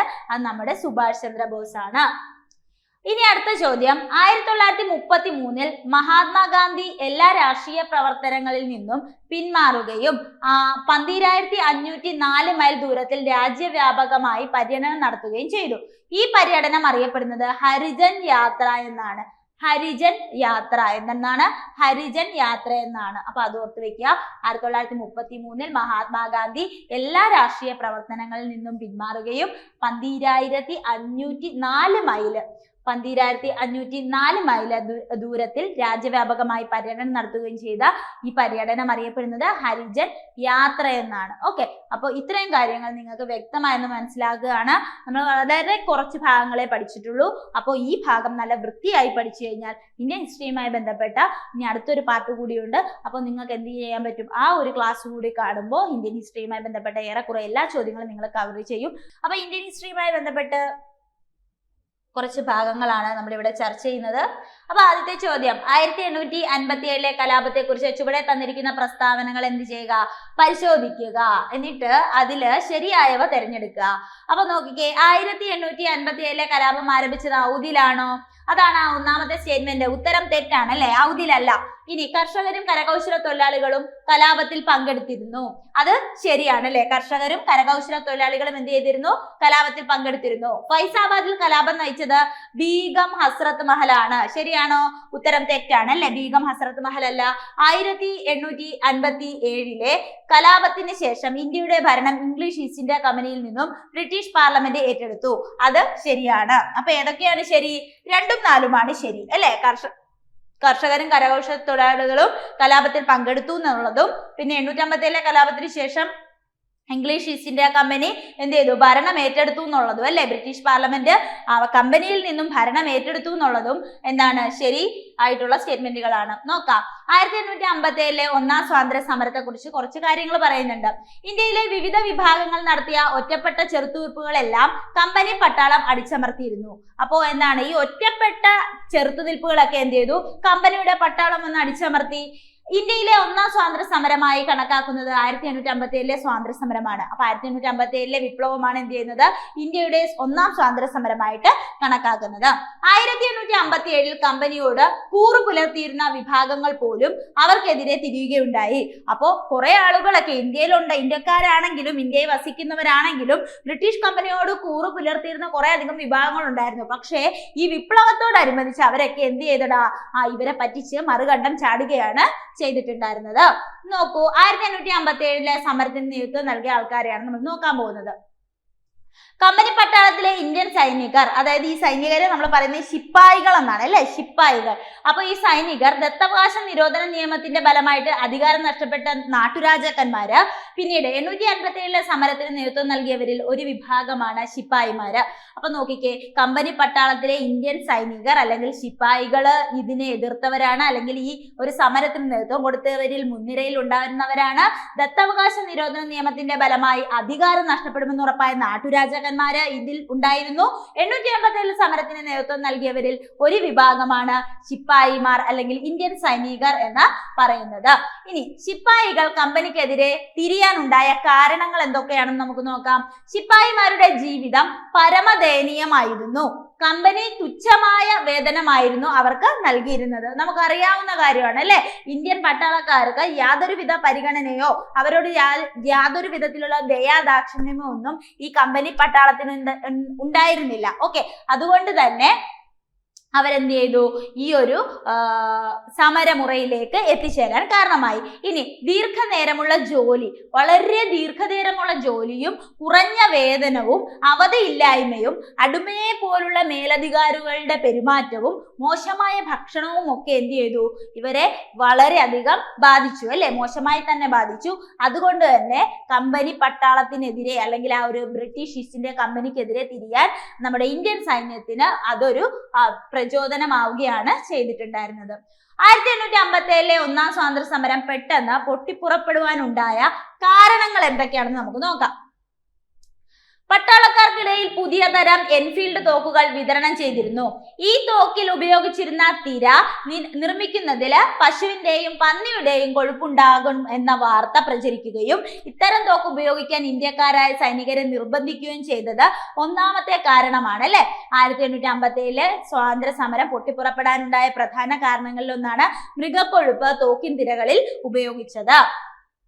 ആ പട്ടാളക്കാർക്ക് നൽകിയിരുന്ന റൊട്ടി എല്ലുപൊടി ചേർത്ത ഗോതമ്പ് കൊണ്ടാണെന്ന വാർത്ത പരന്നതും ഇതോടെ സൈനികർ പ്രകോപിതരാവുകയും കലാപം ആരംഭിക്കാൻ തുടങ്ങുകയും ചെയ്തിട്ടുണ്ടായിരുന്നു. അപ്പൊ എന്താണ്, പട്ടാളക്കാർക്ക് നൽകിയിരിക്കുന്ന റൊട്ടിയിലെ എല്ലുപൊടി ചേർത്തിട്ടുണ്ടെന്നുള്ളൊരു വാർത്ത പടർന്നത് കൂടിയായപ്പോ ഓൾറെഡി എന്താണ്, തോക്കിൻ തിരകളിൽ എന്തുപയോഗിച്ചു, മൃഗക്കൊഴുപ്പ് ഉപയോഗിക്കുന്നു എന്ന വാർത്ത. രണ്ടാമത്തേത് എന്താണ്, പട്ടാളക്കാർക്ക് നൽകുന്ന റൊട്ടിയിലെ എല്ലുപൊടി ചേർക്കുന്നു എന്ന വാർത്ത. ഇതൊക്കെ എന്ത് ചെയ്തു, അവരെ പ്രകോപിതരാക്കി അല്ലെ. ഇനി ശിപായികൾക്കിടയിൽ നിന്ന് ആദ്യമായി പ്രതിഷേധം ഉയർത്തിയ വ്യക്തിയാണ് നമ്മുടെ മംഗൾ പാണ്ഡെ. ആരാണ്? മംഗൾ പാണ്ഡെ എന്ന് പറയുന്നത്. സൈനിക മേധാവികൾക്കെതിരെ സംഘടിതമായ രീതിയിൽ കലാപങ്ങൾ ആരംഭിച്ച സ്ഥലം എവിടെയാണ്? മീററ്റ് ആണ്. എവിടെയാണ്? ഉത്തർപ്രദേശിലെ മീററ്റിലാണ് എന്ത് ചെയ്തത്, ഈ സൈനിക മേധാവികൾക്കെതിരെ സംഘടിതമായ രീതിയിൽ എന്ത് ചെയ്തു, കലാപങ്ങൾ ആരംഭിച്ചത്. ഓർത്തു വെക്കുക കേട്ടോ. അപ്പൊ ഇത്രയും കാര്യങ്ങളാണ് നമ്മൾ പറഞ്ഞിട്ടുണ്ടായിരുന്നു. ഓക്കെ അല്ലേ? സൈനികരെ കൂടാതെ കർഷകരും കൈവേലക്കാരും പിന്നെയോ നാടുവാഴികളും കലാപം സംഘടിപ്പിച്ചു. അപ്പോ കർഷകരെ കൂടാതെ മറ്റാരൊക്കെയുണ്ട്? സൈനികരുണ്ട്, കൈവേലക്കാരുണ്ട്, നാടുവാഴികളുണ്ട്. ഇനി കലാപത്തിനിറങ്ങിയ സൈനികർ ഡൽഹിയിൽ എത്തുകയും അവസാനത്തെ മുഗൾ ഭരണാധികാരിയായ ബഹദൂർ ഷാ രണ്ടാമൻ അല്ലെങ്കിൽ ബഹദൂർ ഷാ സഫർ എന്നൊക്കെ വിളിക്കും. ഓക്കെ, അദ്ദേഹത്തെ ഇന്ത്യയുടെ ചക്രവർത്തിയായിട്ട് പ്രഖ്യാപിക്കുകയും ചെയ്യുകയാണ്. ഓക്കെ, പിന്നീട് 1857 വിപ്ലവ നേതാക്കളെ കുറിച്ചാണ് പറയുന്നത്. അതിനു മുൻപ് നമ്മൾ ഇതുവരെ പഠിച്ച കാര്യങ്ങൾ ഞാൻ വേഗം ഒന്ന് പറയുകയാണ്. ഓക്കെ, 1857 ഒന്നാം സ്വാതന്ത്ര്യ സമരം പൊട്ടിപ്പുറപ്പെടുവാനുണ്ടായ പെട്ടെന്നുള്ള കാരണങ്ങൾ പറഞ്ഞു. പട്ടാളക്കാർക്കിടയിൽ എന്താണ്, അവർ ഉപയോഗിക്കുന്ന തോക്കിൻ തിരകളിൽ മൃഗക്കൊഴുപ്പ് ഉപയോഗിച്ചു. പിന്നീട് അവർക്ക് കഴിക്കാൻ കൊടുക്കുന്ന ഭക്ഷണത്തിൽ റൊട്ടിയിലെ എല്ലുപൊടി ചേർത്തു എന്ന തെറ്റായ വാർത്ത പടർന്നത്. പിന്നെയോ ശിപായികൾക്കിടയിൽ ആദ്യമായിട്ട് പ്രതിഷേധം ഉയർത്തിയ വ്യക്തി മംഗൾ പാണ്ഡെ. എന്നാൽ സംഘടിതമായ രീതിയിൽ കലാപം ആരംഭിച്ചത് ഉത്തർപ്രദേശിലെ മീററ്റിലാണെന്ന് കൂടി അറിഞ്ഞു വെക്കുക. സൈനികരെ കൂടാതെ കർഷകരും കൈവേലക്കാരും നാടുവാഴികളും ഇതിൻ്റെ അകത്ത് പാർട്ടിസിപ്പേറ്റ് ചെയ്തു. കലാപത്തിനിറങ്ങിയ സൈനികർ ഡൽഹിയിൽ എത്തുകയും അവിടുത്തെ മുഗൾ ഭരണാധികാരിയെ, അതായത് ബഹദൂർ ഷാ സഫറിനെ അല്ലെങ്കിൽ ബഹദൂർ ഷാ രണ്ടാമനെ ഇതിന്റെ ചക്രവർത്തിയായിട്ട്, ഇന്ത്യയുടെ ചക്രവർത്തിയായിട്ട് പ്രഖ്യാപിക്കുകയും ചെയ്യുകയാണ്. ഈ ഒരു ബോക്സ് അല്ലെങ്കിൽ ഈ ഒരു ടേബിൾ നിങ്ങൾ വൃത്തിയായി തന്നെ പഠിക്കുക. ഉറപ്പായിട്ടും റിപ്പീറ്റ് ആയിട്ട് വരുന്ന ഒരു മേഖലയാണ്, പഠിച്ചു വെക്കുക. ഓക്കെ, 1857 വിപ്ലവത്തിലെ നേതാക്കൾ, കേന്ദ്രം, അതാണ് നമ്മൾ പഠിക്കാൻ പോകുന്നത്. നോക്കിക്കേടാ, കേന്ദ്രം ഈ ഭാഗത്ത് പറയുന്നു, നേതാക്കൾ ഈ ഭാഗത്ത് പറയുന്നു. ഒന്ന് ശ്രദ്ധിക്കൂ. കാൺപൂരിൽ നേതൃത്വം കൊടുത്തത് 1857 വിപ്ലവത്തിന് കാൺപൂരിൽ നേതൃത്വം കൊടുത്ത ആരാണ്? നമ്മുടെ നാനാ സാഹിബാണ്. ആരാണ്? നാനാ സാഹിബ്. ഡൽഹിയിലാണെങ്കിൽ ഭക്ത് ഖാനും ബഹദൂർ ഷാ സെക്കൻഡുമാണ്. ആരാണ്? ഭക്ത് ഖാനും ബഹദൂർ ഷാ സെക്കൻഡുമാണ് ഡൽഹിയില്. ഝാൻസിയിലാണെങ്കിൽ റാണി ലക്ഷ്മിബായി. ഝാൻസിയിൽ ആരാണ്? റാണി ലക്ഷ്മിബായി. ഫൈസാബാദ് ആണെങ്കിൽ മൗലവി അഹമ്മദുള്ള. ഫൈസാബാദിൽ ആരാണ്? മൗലവി അഹമ്മദുള്ള. മീററ്റിലാണെങ്കിൽ കദം സിംഗ്. മീററ്റിൽ ആരാണ്? കദം സിംഗ്. അലഹബാദിൽ ലിയാഖത്ത് അലി ഖാൻ. അലഹബാദിൽ ആരാണ്? ലിയാഖത്ത് അലി ഖാൻ. അല അലി. അപ്പൊ ഓർക്കാലോ, അലഹബാദിൽ അലി ഖാൻ ആരാണ്? ലിയാഖത്ത് അലി ഖാൻ ആണ്. മധുരയിലാണെങ്കിൽ ദേവി സിംഗ്. മധുരയിൽ ആരാണ്? ദേവി സിംഗ്. ചില അമ്പലത്തിലൊക്കെ പോകുമ്പോ നമുക്ക് എന്ത് ചെയ്യൂടാ, പായസമൊക്കെ കിട്ടത്തില്ലേ, അത് മധുരമല്ലേ. ചില അമ്പലത്തിൽ പോകുമ്പോൾ ലഡു കിട്ടുന്ന അമ്പലമുണ്ട്, മഞ്ച് കിട്ടുന്ന അമ്പലമുണ്ട്. അപ്പൊ അങ്ങനെയൊക്കെ അല്ലെ. അപ്പൊ മധുരയിലാണെങ്കിൽ ആരാണ്? ദേവി സിംഗ്, ഓർത്ത് വെക്കുക. അലഹബാദിലാണെങ്കിൽ ലിയാഖത്ത് അലി ഖാൻ. മീററ്റില് കദം സിംഗ്. പിന്നെ ഫൈസാബാദില് മൗലവി അഹമ്മദുള്ള. ഝാൻസിയിൽ അറിയാലേ, ഝാൻസി റാണി അല്ലെങ്കിൽ റാണി ലക്ഷ്മിബായി. ഡൽഹിയിലാണെങ്കിൽ ഭക്ത് ഖാൻ ബഹദൂർ ഷാ രണ്ടാമൻ. കാൺപൂരിൽ നാനാ സാഹിബ്. ഇത്രയും കാര്യങ്ങൾ ഓർത്തു വെക്കുക. ഓക്കെ അല്ലേ? അടുത്തത് ഗ്വാളിയോറില് നമ്മുടെ റാണി ലക്ഷ്മിബായിയോടൊപ്പം താന്തിയോ തോപ്പി കൂടി ഉണ്ടായിരുന്നു. എടാ പരീക്ഷയ്ക്ക് ഇത് ചോദിച്ചതാണ്. ഗ്വാളിയോറില് റാണി ലക്ഷ്മിബായിയോടൊപ്പം ആര് കൂടി ഉണ്ടായിരുന്നു? നമ്മുടെ താന്തിയോ തോപ്പി കൂടി ഉണ്ടായിരുന്നു. കോട്ടയില് ജയ്ദയാൽ. ഹരിയാന റാവു തുലറാം. ഹരിയാനയിൽ ആരാണ്? റാവു തുലറാം. പിന്നെയോ അസാമിൽ മണിറാം ദത്ത. അസാമിൽ ആരാണ്? മണിറാം ദത്തയാണ്. ബറൌട്ട് പർഗാന ഷാമൽ. ബറൌട്ട് പർഗാന ആരാണ്?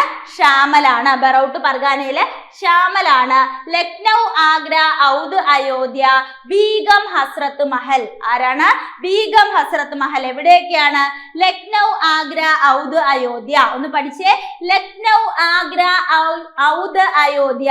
ലക്നൗ, ആഗ്ര, ഔദ്, അയോധ്യ, ബീഗം ഹസ്രത്ത് മഹൽ. ഇനിയോ ബീഹാർ, ജഗദീഷ്പൂർ ആരെ? ആരെ? കൻവർ സിംഗ്. ആരാണ്? കൻവർ സിംഗ്. ഓർത്തു വെക്കുക. ബീഹാർ, ജഗദീഷ്പൂർ ആരെ? കൻവർ സിംഗ് ആണ്. ബറേലി, റോഹിൽഗഡ് ഖാൻ ബഹദൂർ ഖാൻ. ആരാണ്? ഖാൻ ബഹദൂർ ഖാൻ ആണ്. ബറേലി, റോഹിൽഗഡ് ഖാൻ ബഹദൂർ ഖാൻ ആണ്. മാൻഡസോറിലാണെങ്കിൽ ഫിറോസ് ഷായാണ്. മാൻഡസോറിൽ ആരാണ്? ഫിറോസ് ഷായാണെന്ന് ഓർത്തു വെക്കുക. ഇനി നോക്കൂ, കലാപം മീററ്റിൽ മാത്രമല്ല ഉത്തരേന്ത്യയുടെ പല ഭാഗങ്ങളിലും പൊട്ടിപ്പുറപ്പെടുകയുണ്ടായി. അധികാരം നഷ്ടപ്പെട്ട പല നാട്ടുരാജാക്കന്മാരും കലാപത്തിൽ പങ്കുചേർന്നു. നമ്മൾ പഠിച്ച കാര്യമാണ്. കലാപം വ്യാപിച്ച പ്രധാന പ്രദേശങ്ങളാണ് കാൺപൂര്, ലക്നൗ, അലഹബാദ്, ഝാൻസി, ആരെ, ഫൈസാബാദ് എന്നിവിടങ്ങളിൽ. എന്താണ്? കലാപം വ്യാപിച്ച പ്രധാനപ്പെട്ട പ്രദേശങ്ങളാണ്. ഇവിടെ മാത്രമല്ല, മറ്റ് പ്രദേശങ്ങളിലും വ്യാപിച്ചിട്ടുണ്ട്. പക്ഷെ എന്നാലും പ്രധാനപ്പെട്ട പ്രദേശങ്ങൾ പറയുമ്പോൾ കാൺപൂര്, ലക്നൗ, അലഹബാദ്, ഝാൻസി, ഫൈസാബാദ് എന്നിവയാണ്. ഇനിയോ 1857 സമരത്തിന് അധികം ആയുസുണ്ടായിരുന്നില്ല. കലാപം ബ്രിട്ടീഷ് കമ്പനി എന്ത് ചെയ്തു? ഈസ്റ്റ് ഇന്ത്യ കമ്പനി എന്ത് ചെയ്തു? അടിച്ചമർത്തുകയാണ് ചെയ്തത്. അതുകൂടി നിങ്ങൾ അറിഞ്ഞു വെക്കുക. ഓക്കെ അല്ലേ? മുഗൾ ഭരണാധികാരിയായ ബഹദൂർ ഷാ സഫറിനെ റങ്കൂണിലേക്ക് നാടുകടത്തി. അപ്പൊ ഇത് ചോദിച്ചിട്ടുണ്ട്. മുഗൾ ഭരണാധികാരിയായ ബഹദൂർ ഷാ സഫറിനെ അല്ലെങ്കിൽ ബഹദൂർ ഷാ രണ്ടാമനെ നാട് കടത്തിയത് എങ്ങോട്ടേക്കാണ്? റങ്കൂണിലേക്കാണ് നാട് കടത്തിയത്. 1857 സമരം പരാജയപ്പെടുവാനുണ്ടായ കാരണങ്ങൾ എന്തൊക്കെയാണെന്ന് നമുക്ക് നോക്കാം. ഒന്നാമത്തെ കാരണം, ഉത്തരേന്ത്യയിൽ മിക്ക സ്ഥലങ്ങളിലും കലാപങ്ങൾ ഉണ്ടായെങ്കിലും അതിനൊരു സംഘടിത സ്വഭാവം ഉണ്ടായിരുന്നില്ല. അപ്പൊ നമുക്കറിയാലേടാ, നമ്മൾ ഒരു കാര്യത്തിന് ഒറ്റയ്ക്ക് പോകുമ്പോഴും ഒരു സമരത്തിന് നമ്മൾ ഒറ്റയ്ക്ക് പോവുക, അപ്പൊ ആ സമരം വിജയിക്കാനുള്ള സാധ്യത വളരെ കുറവാണ്. പക്ഷെ നമ്മൾ ഒരുപാട് ആൾക്കാരുമായിട്ട് സംഘടിച്ചു പോകുമ്പോഴോ ആ സമരം വിജയിക്കാനുള്ള സാധ്യത കൂടുമെങ്കിലും ചെയ്യും അല്ലെ? ഓക്കെ, അപ്പൊ അതുപോലെ തന്നെയാണ് ഉത്തരേന്ത്യയിൽ മിക്ക സ്ഥലങ്ങളിലും കലാപങ്ങൾ ഉണ്ടായെങ്കിലും എന്ത് ചെയ്തില്ല? അതിൻ്റെ ഒരു സംഘടിത സ്വഭാവം ഉണ്ടായിരുന്നില്ല. കലാപകാരികളെ അപേക്ഷിച്ച് സൈനിക ശേഷിയും സംഘടനാ ബലവും ഒക്കെ ആർക്കായിരുന്നു? കമ്പനിക്കായിരുന്നു ഉണ്ടായിരുന്നത്. അറിയാമല്ലോ. അപ്പൊ അവർക്ക് കൂടുതൽ എന്താണ്? തോക്ക്, പീരങ്കിയുള്ള കാര്യങ്ങളും ബോംബും ഒക്കെ ഇഷ്ടം പോലെ കയ്യിലുണ്ട്. കൂടാതെ സൈനിക ബലം ഉണ്ട്. അപ്പോൾ എല്ലാ കാര്യങ്ങൾ കൊണ്ടും അവർക്ക് എന്തായിരുന്നു? അവർ മുൻപന്തിയിലായിരുന്നു. പക്ഷെ ഒന്നാമത് നമ്മുടെ കയ്യിൽ എന്തില്ല? സാധനങ്ങൾ കുറവാണ്, എക്യുപ്മെന്റ്സ് ഒക്കെ കുറവാണ് അല്ലെ? പിന്നെ കൂടാതെ എന്താണ്? സംഘടിത സ്വഭാവവും അല്ല. സ്വാഭാവികമായിട്ട് അടിച്ചമർത്താൻ വളരെ എളുപ്പമായിരുന്നു. ഇന്ത്യക്കാരുടെ എല്ലാ വിഭാഗങ്ങളുടെയും പിന്തുണ നേടുന്നതിൽ കലാപകാരികൾ പരാജയപ്പെട്ടു പോയി. അപ്പോൾ ആവശ്യമുള്ള വളരെ കുറച്ച്, ഇപ്പം നമ്മൾ പറഞ്ഞില്ലേ, കർഷകരെ ചൂഷണം ചെയ്യുന്നതുകൊണ്ടാണ് കർഷകർ പാർട്ടിസിപ്പേറ്റ് ചെയ്തത്. നമ്മുടെ ഇന്ത്യൻ സൈനികരെ വളരെ മോശമായ രീതിയിൽ ട്രീറ്റ് ചെയ്തുകൊണ്ടാണ് അവർ പാർട്ടിസിപ്പേറ്റ് ചെയ്തത്. നാടുവാഴികളുടെ അധികാരം നഷ്ടമാകുമെന്ന് പേടിച്ചതുകൊണ്ടാണ് അവർ ഇതിൽ പാർട്ടിസിപ്പേറ്റ് ചെയ്തത്. പക്ഷെ ബാക്കിയുള്ള ആളുകളൊക്കെയോ അതിൽ പാർട്ടിസിപ്പേറ്റ് ചെയ്യാൻ നിന്നില്ല. സ്വാഭാവികമായിട്ടും അതിന്റെ ഒരു സംഘടിത സ്വഭാവം നഷ്ടപ്പെട്ടു പോയി. ഓക്കെ, അപ്പൊ ഇത്തരം കാര്യങ്ങളൊന്ന് അറിഞ്ഞു വെക്കുക. കൂടാതെ ഇംഗ്ലീഷ് വിദ്യാഭ്യാസം നേടിയ ഇന്ത്യക്കാർ സമരത്തിനെതിരായിരുന്നു. അപ്പോൾ ഇംഗ്ലീഷ് വിദ്യാഭ്യാസം നേടിയ ഇന്ത്യക്കാർ എന്തായിരുന്നു? സമരത്തെ പിന്തുണച്ചില്ല, അതിന് എതിരായിരുന്നു. സമ്പന്നരായ നാട്ടുരാജാക്കന്മാർ കമ്പനിക്കായിരുന്നു പിന്തുണ നൽകിയിരുന്നത്. അപ്പൊ സമ്പന്നരായ നാട്ടുരാജാക്കന്മാർക്ക് ബ്രിട്ടീഷുകാർ ഓൾറെഡി സപ്പോർട്ടാണ് അല്ലെ. അപ്പോ ഒരുപാട് സ്ഥലങ്ങൾ കൊടുക്കും, ഫണ്ട് കൊടുക്കും. അതുകൊണ്ട് തന്നെ അവരെന്ത് ചെയ്തില്ല, ബ്രിട്ടീഷുകാർക്കെതിരെ യാതൊരു രീതിയിലും എതിർത്തൊരു ഉച്ചാരണം അവരിൽ നിന്നും ഉണ്ടായില്ല. അപ്പോൾ ഇത്രയും കാര്യങ്ങളാണ് അവിടെ നമ്മൾ പഠിച്ചത്. കൂടാതെ എന്തുകൊണ്ടാണ് 1857 സമരം ഇന്ത്യയുടെ ഒന്നാം സ്വാതന്ത്ര്യ സമരമായിട്ട് കണക്കാക്കുന്നതെന്ന് ചോദിച്ചാൽ, ഇംഗ്ലീഷ് ഈസ്റ്റ് ഇന്ത്യ കമ്പനിയുടെ ഇന്ത്യക്കാരനായ സൈനികരും അധികാരം നഷ്ടപ്പെട്ട നാട്ടുരാജാക്കന്മാരും ഭൂപ്രഭുക്കന്മാരും മറ്റും ചേർന്ന് രാജ്യത്തിന്റെ വിവിധ ഭാഗങ്ങളിൽ നടത്തിയ ആദ്യത്തെ സമരമായിരുന്നു 1857 വിപ്ലവം. അതുകൊണ്ട് തന്നെ എന്ത് ചെയ്തു, ഇതിനെ ഒന്നാം സ്വാതന്ത്ര്യ സമരമായിട്ട് കണക്കാക്കുന്നു. എന്താ പറഞ്ഞത്, ഇംഗ്ലീഷ് ഈസ്റ്റ് ഇന്ത്യ കമ്പനിയുടെ ഇന്ത്യക്കാരായ സൈനികർ, പിന്നെ അധികാരം നഷ്ടപ്പെട്ട നാട്ടുരാജാക്കന്മാര്, ഭൂപ്രഭുക്കന്മാരും രാജ്യത്തിന്റെ വിവിധ ഭാഗങ്ങളിൽ നടത്തിയ ആദ്യത്തെ സമരമായിരുന്നു ഇത്. അതുകൊണ്ടാണ് 1857 വിപ്ലവം ഒന്നാം സ്വാതന്ത്ര്യ സമരം എന്ന് അറിയപ്പെടുന്നത്. ഓക്കെ അല്ലേ? അപ്പൊ നമ്മൾ 1857 വിപ്ലവവുമായി ബന്ധപ്പെട്ട് ഓൾമോസ്റ്റ് എല്ലാ കാര്യങ്ങളും പഠിച്ചിട്ടുണ്ട്. ഏറ്റവും കൂടുതൽ ചോദ്യം വന്ന ഒരു ടേബിൾ ആണിത്. അപ്പൊ ഇതുകൂടി നിങ്ങൾ എന്ത് ചെയ്യുക, പഠിച്ചു വെക്കുക. നമുക്ക് അടുത്ത ചോദ്യത്തിലേക്ക് പോകുമ്പോൾ ഒന്ന് ശ്രദ്ധിച്ചേടാ. ഒന്നാം സ്വാതന്ത്ര്യ സമരം കേന്ദ്രങ്ങളിൽ നേതൃത്വം നൽകിയവരും ചേരുംപടി ചേർക്കുക. നമ്മൾ പഠിച്ചത് വെച്ചിട്ട് നിങ്ങൾക്ക് പറയാവുന്നേ ഉള്ളൂ. കാൺപൂരിൽ ആരാണ്? കാൺപൂരിൽ നാനാ സാഹിബാണ്. ഇനിയോ, അപ്പോ ബീഹാറിലാണെങ്കിൽ കൻവർ സിംഗ് ആണ്, ഡൽഹിയിലാണെങ്കിൽ ബഹദൂർ ഷാ രണ്ടാമനാണ്, ഝാൻസിയിലാണെങ്കിൽ റാണി ലക്ഷ്മിബായി ആണ്. ഓക്കെ അല്ലേ? അപ്പോ ഇത് നിങ്ങൾക്ക് വേഗം ഇപ്പൊ കിട്ടുമല്ലോ. ഇനി ഇതിൽ നിന്ന് മാർക്ക് നിങ്ങൾ കളയരുത് കേട്ടോ. അടുത്ത ചോദ്യം നോക്കൂ. താഴെ കൊടുത്തിരിക്കുന്ന പ്രസ്താവനകൾ ഏത് സംഭവവുമായി ബന്ധപ്പെട്ടതാണ്? നോക്കിക്കേ. ജവഹർലാൽ നെഹ്റു കോൺഗ്രസ് പ്രസിഡന്റായി തെരഞ്ഞെടുക്കപ്പെട്ടു. ഈ ഏതോ ഒരു INCയുടെ സമ്മേളനത്തില് ജവഹർലാൽ നെഹ്റു കോൺഗ്രസ് പ്രസിഡന്റായി പങ്കെടുത്തു, പ്രസിഡന്റായിട്ട് തെരഞ്ഞെടുക്കപ്പെട്ടു. രണ്ടാമത്തേത് പൂർണ്ണ സ്വരാജ് പ്രമേയം പാസാക്കി. ഇപ്പൊ തന്നെ നിങ്ങൾക്ക് ആൻസർ കിട്ടിയിട്ടുണ്ടല്ലേ. ഇനി 1930 ജനുവരി 26 സ്വാതന്ത്ര്യ ദിനമായി കൊണ്ടാടാൻ തീരുമാനിച്ചു. ഇത് ഇത്രയും ആൻസറായി വരുന്നത് ഏതിലാണ്? ലാഹോർ സമ്മേളനം. 1929 ലാഹോർ സമ്മേളനം. നോക്കൂ, ലാഹോർ സമ്മേളനം ജവഹർലാൽ നെഹ്റുവിന്റെ അധ്യക്ഷതയിൽ 1929 ഡിസംബറിൽ ചേർന്ന കോൺഗ്രസിന്റെ സമ്മേളനം നടക്കുന്നത് ലാഹോറിലാണ്. പൂർണ്ണ സ്വരാജ് കോൺഗ്രസിന്റെ അന്തിമ ലക്ഷ്യമാണ്.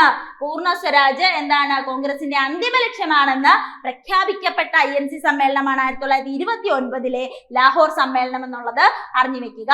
ഈ സമ്മേളനത്തിൽ കൈക്കൊണ്ട തീരുമാനങ്ങൾ എന്തൊക്കെയാണ്? ഇന്ത്യൻ സ്വാതന്ത്ര്യ സമരത്തിന്റെ അന്തിമ ലക്ഷ്യം പൂർണ്ണ സ്വരാജ് അല്ലെങ്കിൽ ഇന്ത്യയുടെ പൂർണ്ണ സ്വാതന്ത്ര്യം. പിന്നീട് ഇന്ത്യയുടെ സ്വാതന്ത്ര്യ പതാകയായി ത്രിവർണ പതാകയെ അംഗീകരിച്ചു. ഇന്ത്യയുടെ സ്വാതന്ത്ര്യ പതാകയായിട്ട് എന്തിനെ തെരഞ്ഞെടുത്തു? നമ്മുടെ ത്രിവർണ പതാകയെ അംഗീകരിച്ചു. ആ ഗാന്ധിജിയുടെ നേതൃത്വത്തിൽ സിവിൽ നിയമലംഘനം ആരംഭിക്കാൻ തീരുമാനിച്ചു. ഗാന്ധിജിയുടെ നേതൃത്വത്തിൽ സിവിൽ നിയമലംഘന പ്രസ്ഥാനം ആരംഭിക്കാൻ തീരുമാനിച്ചു. 1930 ജനുവരി 26 ഇന്ത്യൻ സ്വാതന്ത്ര്യ ദിനമായി ആചരിക്കാൻ ലാഹോർ കോൺഗ്രസ് തീരുമാനിക്കുന്നു. എപ്പോഴാടാ? 1930 ജനുവരി 26. 1930 ജനുവരി 26 ഇന്ത്യൻ സ്വാതന്ത്ര്യ ദിനമായിട്ട് ആചരിക്കാൻ ലാഹോർ കോൺഗ്രസ് തീരുമാനമെടുക്കുന്നു. ഓക്കെ അല്ലേ? അപ്പൊ ഇത്രയും കാര്യങ്ങൾ മനസ്സിലാക്കി വെക്കുക. കൈക്കൊണ്ട തീരുമാനങ്ങളാണ്. പൂർണ്ണ സ്വരാജാണ് നമ്മുടെ അന്തിമ ലക്ഷ്യം. ഇന്ത്യയുടെ സ്വാതന്ത്ര്യ പതാകയായിട്ട് ത്രിവർണ പതാകയെ അംഗീകരിക്കുന്നു. ഗാന്ധിജിയുടെ നേതൃത്വത്തിൽ സിവിൽ നിയമലംഘന പ്രസ്ഥാനം ആരംഭിക്കുന്നു. 1930 ജനുവരി 26 ഇന്ത്യൻ സ്വാതന്ത്ര്യ ദിനമായിട്ട് ആചരിക്കാൻ തീരുമാനിക്കുന്നു. ഇനി കറാച്ചി സമ്മേളനം നടന്ന വർഷം 1931. പഠിച്ചു വെക്കുക. ചോദിച്ചിട്ടുണ്ട്, ഇഷ്ടം പോലെ തവണ ചോദിച്ചിട്ടുണ്ട്.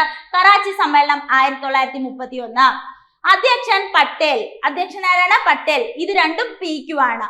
പിന്നീട് മൗലിക അവകാശങ്ങളും സാമ്പത്തിക നയങ്ങളും ചർച്ച ചെയ്തു, അവതരിപ്പിച്ചു. നോക്കിക്കേടാ, പരീക്ഷയ്ക്ക് ചോദിക്കുന്നതാണ്. ഭരണഘടനയിൽ നിന്ന് മൗലിക അവകാശങ്ങളുമായി ബന്ധപ്പെട്ട് ചോദ്യം ചോദിക്കുമ്പോൾ ഇങ്ങനെ ഒരു സ്റ്റേറ്റ്മെന്റ് നിങ്ങൾ കണ്ടിട്ടുണ്ടാവും. ഓക്കെ, ആദ്യമായി ചർച്ച ചെയ്തത് എവിടെയാടാ? നമ്മുടെ 1931 INC സമ്മേളനത്തിലാണ്. അത് കറാച്ചിയിലാണ്. വർഷം 1931. അധ്യക്ഷൻ ആരാണെന്ന് ചോദിച്ചിട്ടുണ്ട്, പട്ടേലാണ്. ഓക്കെ അല്ലേ? അപ്പൊ കറാച്ചി സമ്മേളനം നടന്ന വർഷം 1931. എന്താ പ്രത്യേകത? മൗലിക അവകാശങ്ങളും സാമ്പത്തിക നയങ്ങളും അവതരിപ്പിച്ചു. മൗലിക അവകാശങ്ങളും സാമ്പത്തിക നയങ്ങളും. അതിന്റെ അധ്യക്ഷൻ ആരാണ്? വല്ലഭായ് പട്ടേലാണെന്ന് കൂടി അറിഞ്ഞു വെക്കുക. അടുത്തത് നാഗ്പൂർ സമ്മേളനം. ഏതാണ്? നാഗ്പൂർ സമ്മേളനമാണ്. നാഗ്പൂർ സമ്മേളനം നടക്കുന്നു 1920. അധ്യക്ഷൻ വിജയ രാഘവാചാര്യ. ആരാണ്? വിജയരാഘവാചാര്യാണ് 1920 നാഗ്പൂർ സമ്മേളന അധ്യക്ഷൻ. നിസ്സഹകരണ പ്രസ്ഥാന പ്രമേയം പാസ്സാക്കപ്പെട്ടു. 1891 വെച്ച് നടന്ന നാഗ്പൂർ 1891 നാഗ്പൂരിൽ വെച്ച് നടന്ന സമ്മേളനത്തിന് നേതൃത്വം നൽകിയത് പി അനന്ത ചാർലു ആണ്. ആരടാ? പി അനന്ത ചാർലു. പ്രത്യേകത നോക്കൂ, ആദ്യത്തെ ദക്ഷിണേന്ത്യക്കാരനാണ്. ഓക്കെ, അപ്പൊ 1891 നാഗ്പൂർ സമ്മേളന അധ്യക്ഷൻ പി അനന്ത ചാർലു, ആദ്യത്തെ ദക്ഷിണേന്ത്യക്കാരൻ. ഓക്കെ അല്ലേ? പ്രധാനപ്പെട്ട കൊൽക്കത്ത സമ്മേളനം നടന്ന വർഷവും അതിന് നേതൃത്വം നൽകിയവരുമാണ് ഇനി പറയുന്നത്. നോക്കാം നമുക്ക്. വർഷവും അധ്യക്ഷന്മാരുമാണ് നമ്മൾ പഠിക്കാൻ പോകുന്നത്. 1886 ദാദാഭായ് നവറോജി ആയിരുന്നു അധ്യക്ഷൻ. INC സമ്മേളനവും വർഷവും അധ്യക്ഷന്മാരുമാണ് പറയുന്നത്. ഇമ്പോർട്ടന്റ് ആയിട്ടുള്ളത് പഠിച്ചു വെക്കുക. 1886 ദാദാഭായ് നവറോജി, 1890 ഫിറോസ് ഷാ മേത്ത, 86 ദാദാഭായ് നവറോജി, 90 ഫിറോസ് ഷാ മേത്ത, 96 റഹ്മത്തുള്ള സയാനി. ആരാണ്? റഹ്മത്തുള്ള സയാനി. 901 ദിൽഷായി വാച്ച. 901 ആരാണ്? ദിൽഷായി വാച്ച. 906 ദാദാഭായ് നവറോജി. 906 ദാദാഭായ് നവറോജി. 86 ദാദാഭായ് നവറോജി. 906 ദാദാഭായ് നവറോജി. 911 BN ദർ ആണ്. 911 ആരാണ്? BN ദർ ആണ്. 917 ആനി ബസന്റ്. 917 ആരാണ്? Annie Besant. 920 ലാലാ ലജ്പത് റായ്. ലാലാ ലജ്പത് റായ് നമ്മുടെ 1920 സ്പെഷ്യൽ സമ്മേളനത്തില് ലാലാ ലജ്പത് റായ്. 1923 മൗലാന അബ്ദുൽ കലാം ആസാദ്, അത് സ്പെഷ്യൽ സമ്മേളനമായിരുന്നു. 1923 സ്പെഷ്യൽ സമ്മേളനത്തില് മൗലാന അബ്ദുൽ കലാം ആസാദ്. പിന്നെ 28 മോത്തിലാൽ നെഹ്റു ഉണ്ട്. 33 നെല്ലിസൺ ഗുപ്തയുണ്ട്. 97 സീതാറാം കേസരി. 97 ആരാണ്? സീതാറാം കേസരി. 98 സോണിയ ഗാന്ധി. 98 ആരാണ്? സോണിയ ഗാന്ധി എന്നുള്ളത് ഓർത്തു വെക്കുക. ഓക്കെ അല്ലേ? അപ്പൊ ഇത്രയും കാര്യങ്ങൾ നമ്മൾ INC ആയിട്ട് ബന്ധപ്പെട്ട് പഠിച്ചിട്ടുണ്ട്. ഓർത്തു വെക്കണേ, മറന്നു പോവരുതേ. ഒന്നുകൂടെ ഞാൻ പറയുകയാണ്. 86 ദാദാഭായ് നവറോജി, 90 ഫിറോസ് ഷാ മേത്ത, 96 റഹ്മത്തുള്ള സയാനി, 901 ദിൽഷായി വാച്ച, 906 ദാദാഭായ് നവറോജി, 911 BN ദർ, പിന്നീട് 17 ആനി ബസന്റ്, 20 ലാലാ ലജ്പത് റായ്, 23 മൗലാന അബ്ദുൽ കലാം ആസാദ്, 928 മോത്തിലാൽ നെഹ്റു, പിന്നീട് 33 നെല്ലിസൺ ഗുപ്ത, 97 സീതാറാം കേസരി, 98 സോണിയ ഗാന്ധി. അടുത്ത ചോദ്യം നോക്കിക്കേ. ഒരു നാൾ നമ്മുടെ വായിൽ പതിക്കാൻ പോകുന്ന ചെറിപ്പഴം എന്ന് ഡൽഹൌസി വിശേഷിപ്പിച്ചത് ഔദിനെയാണ്. എന്തിനാടാ? ഔദിനെയാണ് കേട്ടോ. അപ്പൊ എന്താണ്? ഒരു നാൾ നമ്മുടെ വായിൽ പതിക്കാൻ പോകുന്ന ഒരു ചെറിപ്പഴം എന്ന് ഡൽഹൌസി വിശേഷിപ്പിച്ച ഏതിനെയാണ്? ഔദിനെയാണ്. നമുക്കൊന്ന് നോക്കാം. ഔദിലെ കലാപം. ഒരു ദിവസം നമ്മുടെ വായിൽ പതിക്കാൻ പോകുന്ന ഒരു ചെറി ഡൽഹൌസി പ്രഭു വിശേഷിപ്പിച്ചു. ഓക്കെ, ഡൽഹൌസിയുടെ പിടിച്ചെടുക്കൽ നയത്തിന്റെ ഫലം അനുഭവിച്ച നാട്ടുരാജ്യം ഏതാണെന്ന് പരീക്ഷയ്ക്ക് ചോദിച്ചാൽ അത് ഏതാണ്? ഔദാണ്. ഏതാടാ അത്? ഔദാണ്. അപ്പൊ ഡൽഹൌസിയുടെ പിടിച്ചെടുക്കൽ നയത്തിന്റെ ഫലം അനുഭവിച്ച നാട്ടുരാജ്യമാണ് ഔദ്. ബ്രിട്ടീഷ് സൈന്യത്തിലെ നല്ലൊരു ശതമാനം സൈനികരെയും റിക്രൂട്ട് ചെയ്യപ്പെട്ടിരുന്നത് ഔദിൽ നിന്നും ഉത്തർപ്രദേശിൽ നിന്നുമായിരുന്നു. അപ്പൊ നമ്മൾ പറഞ്ഞില്ലേ, ബ്രിട്ടീഷ് സൈന്യത്തിലെ നല്ലൊരു ശതമാനം സൈനികരെ റിക്രൂട്ട് ചെയ്യപ്പെട്ടിരുന്ന 2 സ്ഥലങ്ങളിൽ നിന്നാണ്. ഒന്ന് ഔദ്, പിന്നെ ഒന്ന് ഉത്തർപ്രദേശ്. ഔദ് അറിയപ്പെട്ടിരുന്നത് ബംഗാൾ സൈന്യത്തിന്റെ നഴ്സറി എന്നാണ്. ബംഗാൾ സൈന്യത്തിന്റെ നഴ്സറി. ഓക്കെ, അപ്പോ ബംഗാൾ സൈന്യത്തിന്റെ നഴ്സറി എന്നറിയപ്പെട്ടത് ഔദാണ്. ദുർഭരണത്തിന്റെ പേര് പറഞ്ഞ് ബ്രിട്ടീഷുകാർ കൽക്കത്തയിലേക്ക് നാടുകടത്തിയ ഔദിലെ നവാബാണ് വാജിദ് അലി ഷാ. ആരാണ്? വാജിദ് അലി ഷായാണ്. അപ്പൊ ദുർഭരണത്തിന്റെ പേര് പറഞ്ഞ് ബ്രിട്ടീഷുകാർ കൽക്കത്തയിലേക്ക് നാടുകടത്തിയ ഔദിലെ നവാബ് വാജിദ് അലി ഷായാണ്. ബ്രിട്ടീഷുകാർ ഔദ് പിടിച്ചടക്കിയതോടെ ഔദിലെ ജനങ്ങൾ അനുഭവിച്ച പ്രശ്നങ്ങൾ എന്തൊക്കെയാണെന്ന് നമുക്ക് നോക്കാം. കൊട്ടാരവുമായി ബന്ധപ്പെട്ട അനേകം പേർക്ക് ജോലി നഷ്ടപ്പെട്ടു. കവികൾ, കലാകാരന്മാർ, ശില്പികൾ തുടങ്ങിയവർ തൊഴിൽ രഹിതരായി. കർഷകർ അമിതമായി നികുതി നൽകേണ്ടി വന്നു. താലൂക്ക്ദാർമാരുടെ അധികാരവും പദവികളും നഷ്ടപ്പെട്ടു. തദ്ദേശീയമായ ഭരണവും പട്ടാളവും പിരിച്ചുവിട്ടതിനാൽ അനേകം തൊഴിലവസരങ്ങൾ നഷ്ടപ്പെട്ടു. അപ്പൊ നമുക്ക് മൊത്തത്തിൽ പറഞ്ഞു കഴിഞ്ഞാൽ എന്താണ്, നമ്മുടെ ഇവരുടെ ദുർഭരണവുമായി ബന്ധപ്പെട്ട് എന്താണ് ഔദിലെ ജനങ്ങൾ അനുഭവിക്കേണ്ടി വന്ന എന്താണ് പ്രശ്നങ്ങളാണ് നമ്മൾ പറഞ്ഞത്. മൊത്തത്തിൽ പറഞ്ഞു കഴിഞ്ഞാൽ ഇവര് നമ്മുടെ ഈ ബ്രിട്ടീഷുകാരുമായിട്ട് ബന്ധപ്പെട്ട ആളുകളൊക്കെ ഉണ്ടല്ലോ, ആ ജനങ്ങളൊക്കെ കൊട്ടാരവുമായി ബന്ധപ്പെട്ട ആളുകളൊക്കെ എന്ത് ചെയ്തു, ധാരാളം രീതിയിൽ തൊഴിൽ നഷ്ടപ്പെട്ട് വളരെ മോശമായ രീതിയിലേക്ക് പോവേണ്ടി വന്ന കാര്യമാണ് പറഞ്ഞത്. ഇനി ഔദിലെ താലൂക്ക്ദാർമാരെ നീക്കം ചെയ്യാനായി ബ്രിട്ടീഷുകാർ 1856 നടപ്പിലാക്കിയ വ്യവസ്ഥയാണ് സമ്മറി വ്യവസ്ഥ. എന്താടാ സമ്മറി വ്യവസ്ഥ. സമ്മറി വ്യവസ്ഥ എന്തുമായി ബന്ധപ്പെട്ടിരിക്കുന്നു? 857 വിപ്ലവവുമായി അല്ലെ. ഔദിലെ താലൂക്ക്ദാർമാരെ നീക്കം ചെയ്യാനായി ബ്രിട്ടീഷുകാർ 1856 നടപ്പിലാക്കിയ വ്യവസ്ഥയാണ് സമ്മറി വ്യവസ്ഥ. ഏതാണ് സമ്മറി വ്യവസ്ഥ എന്ന് പറയുന്നത്? നമുക്ക് ഡൽഹൌസിയെ കുറിച്ച് ഒന്ന് നോക്കിയാലോ. നടപ്പിലാക്കിയ വ്യവസ്ഥ സമ്മറി വ്യവസ്ഥയാണ്. ആധുനിക ഇന്ത്യയുടെ പിതാവ് എന്നറിയപ്പെടുന്ന ഗവർണർ ജനറലാണ് ഡൽഹൌസി. എന്താണ് ആധുനിക ഇന്ത്യയുടെ പിതാവ്? ഡൽഹൌസി. വിധവ പുനർവിവാഹ നിയമം പാസാക്കിയ വർഷം 1856. റിപ്പീറ്റ് ചോദ്യമാണ്.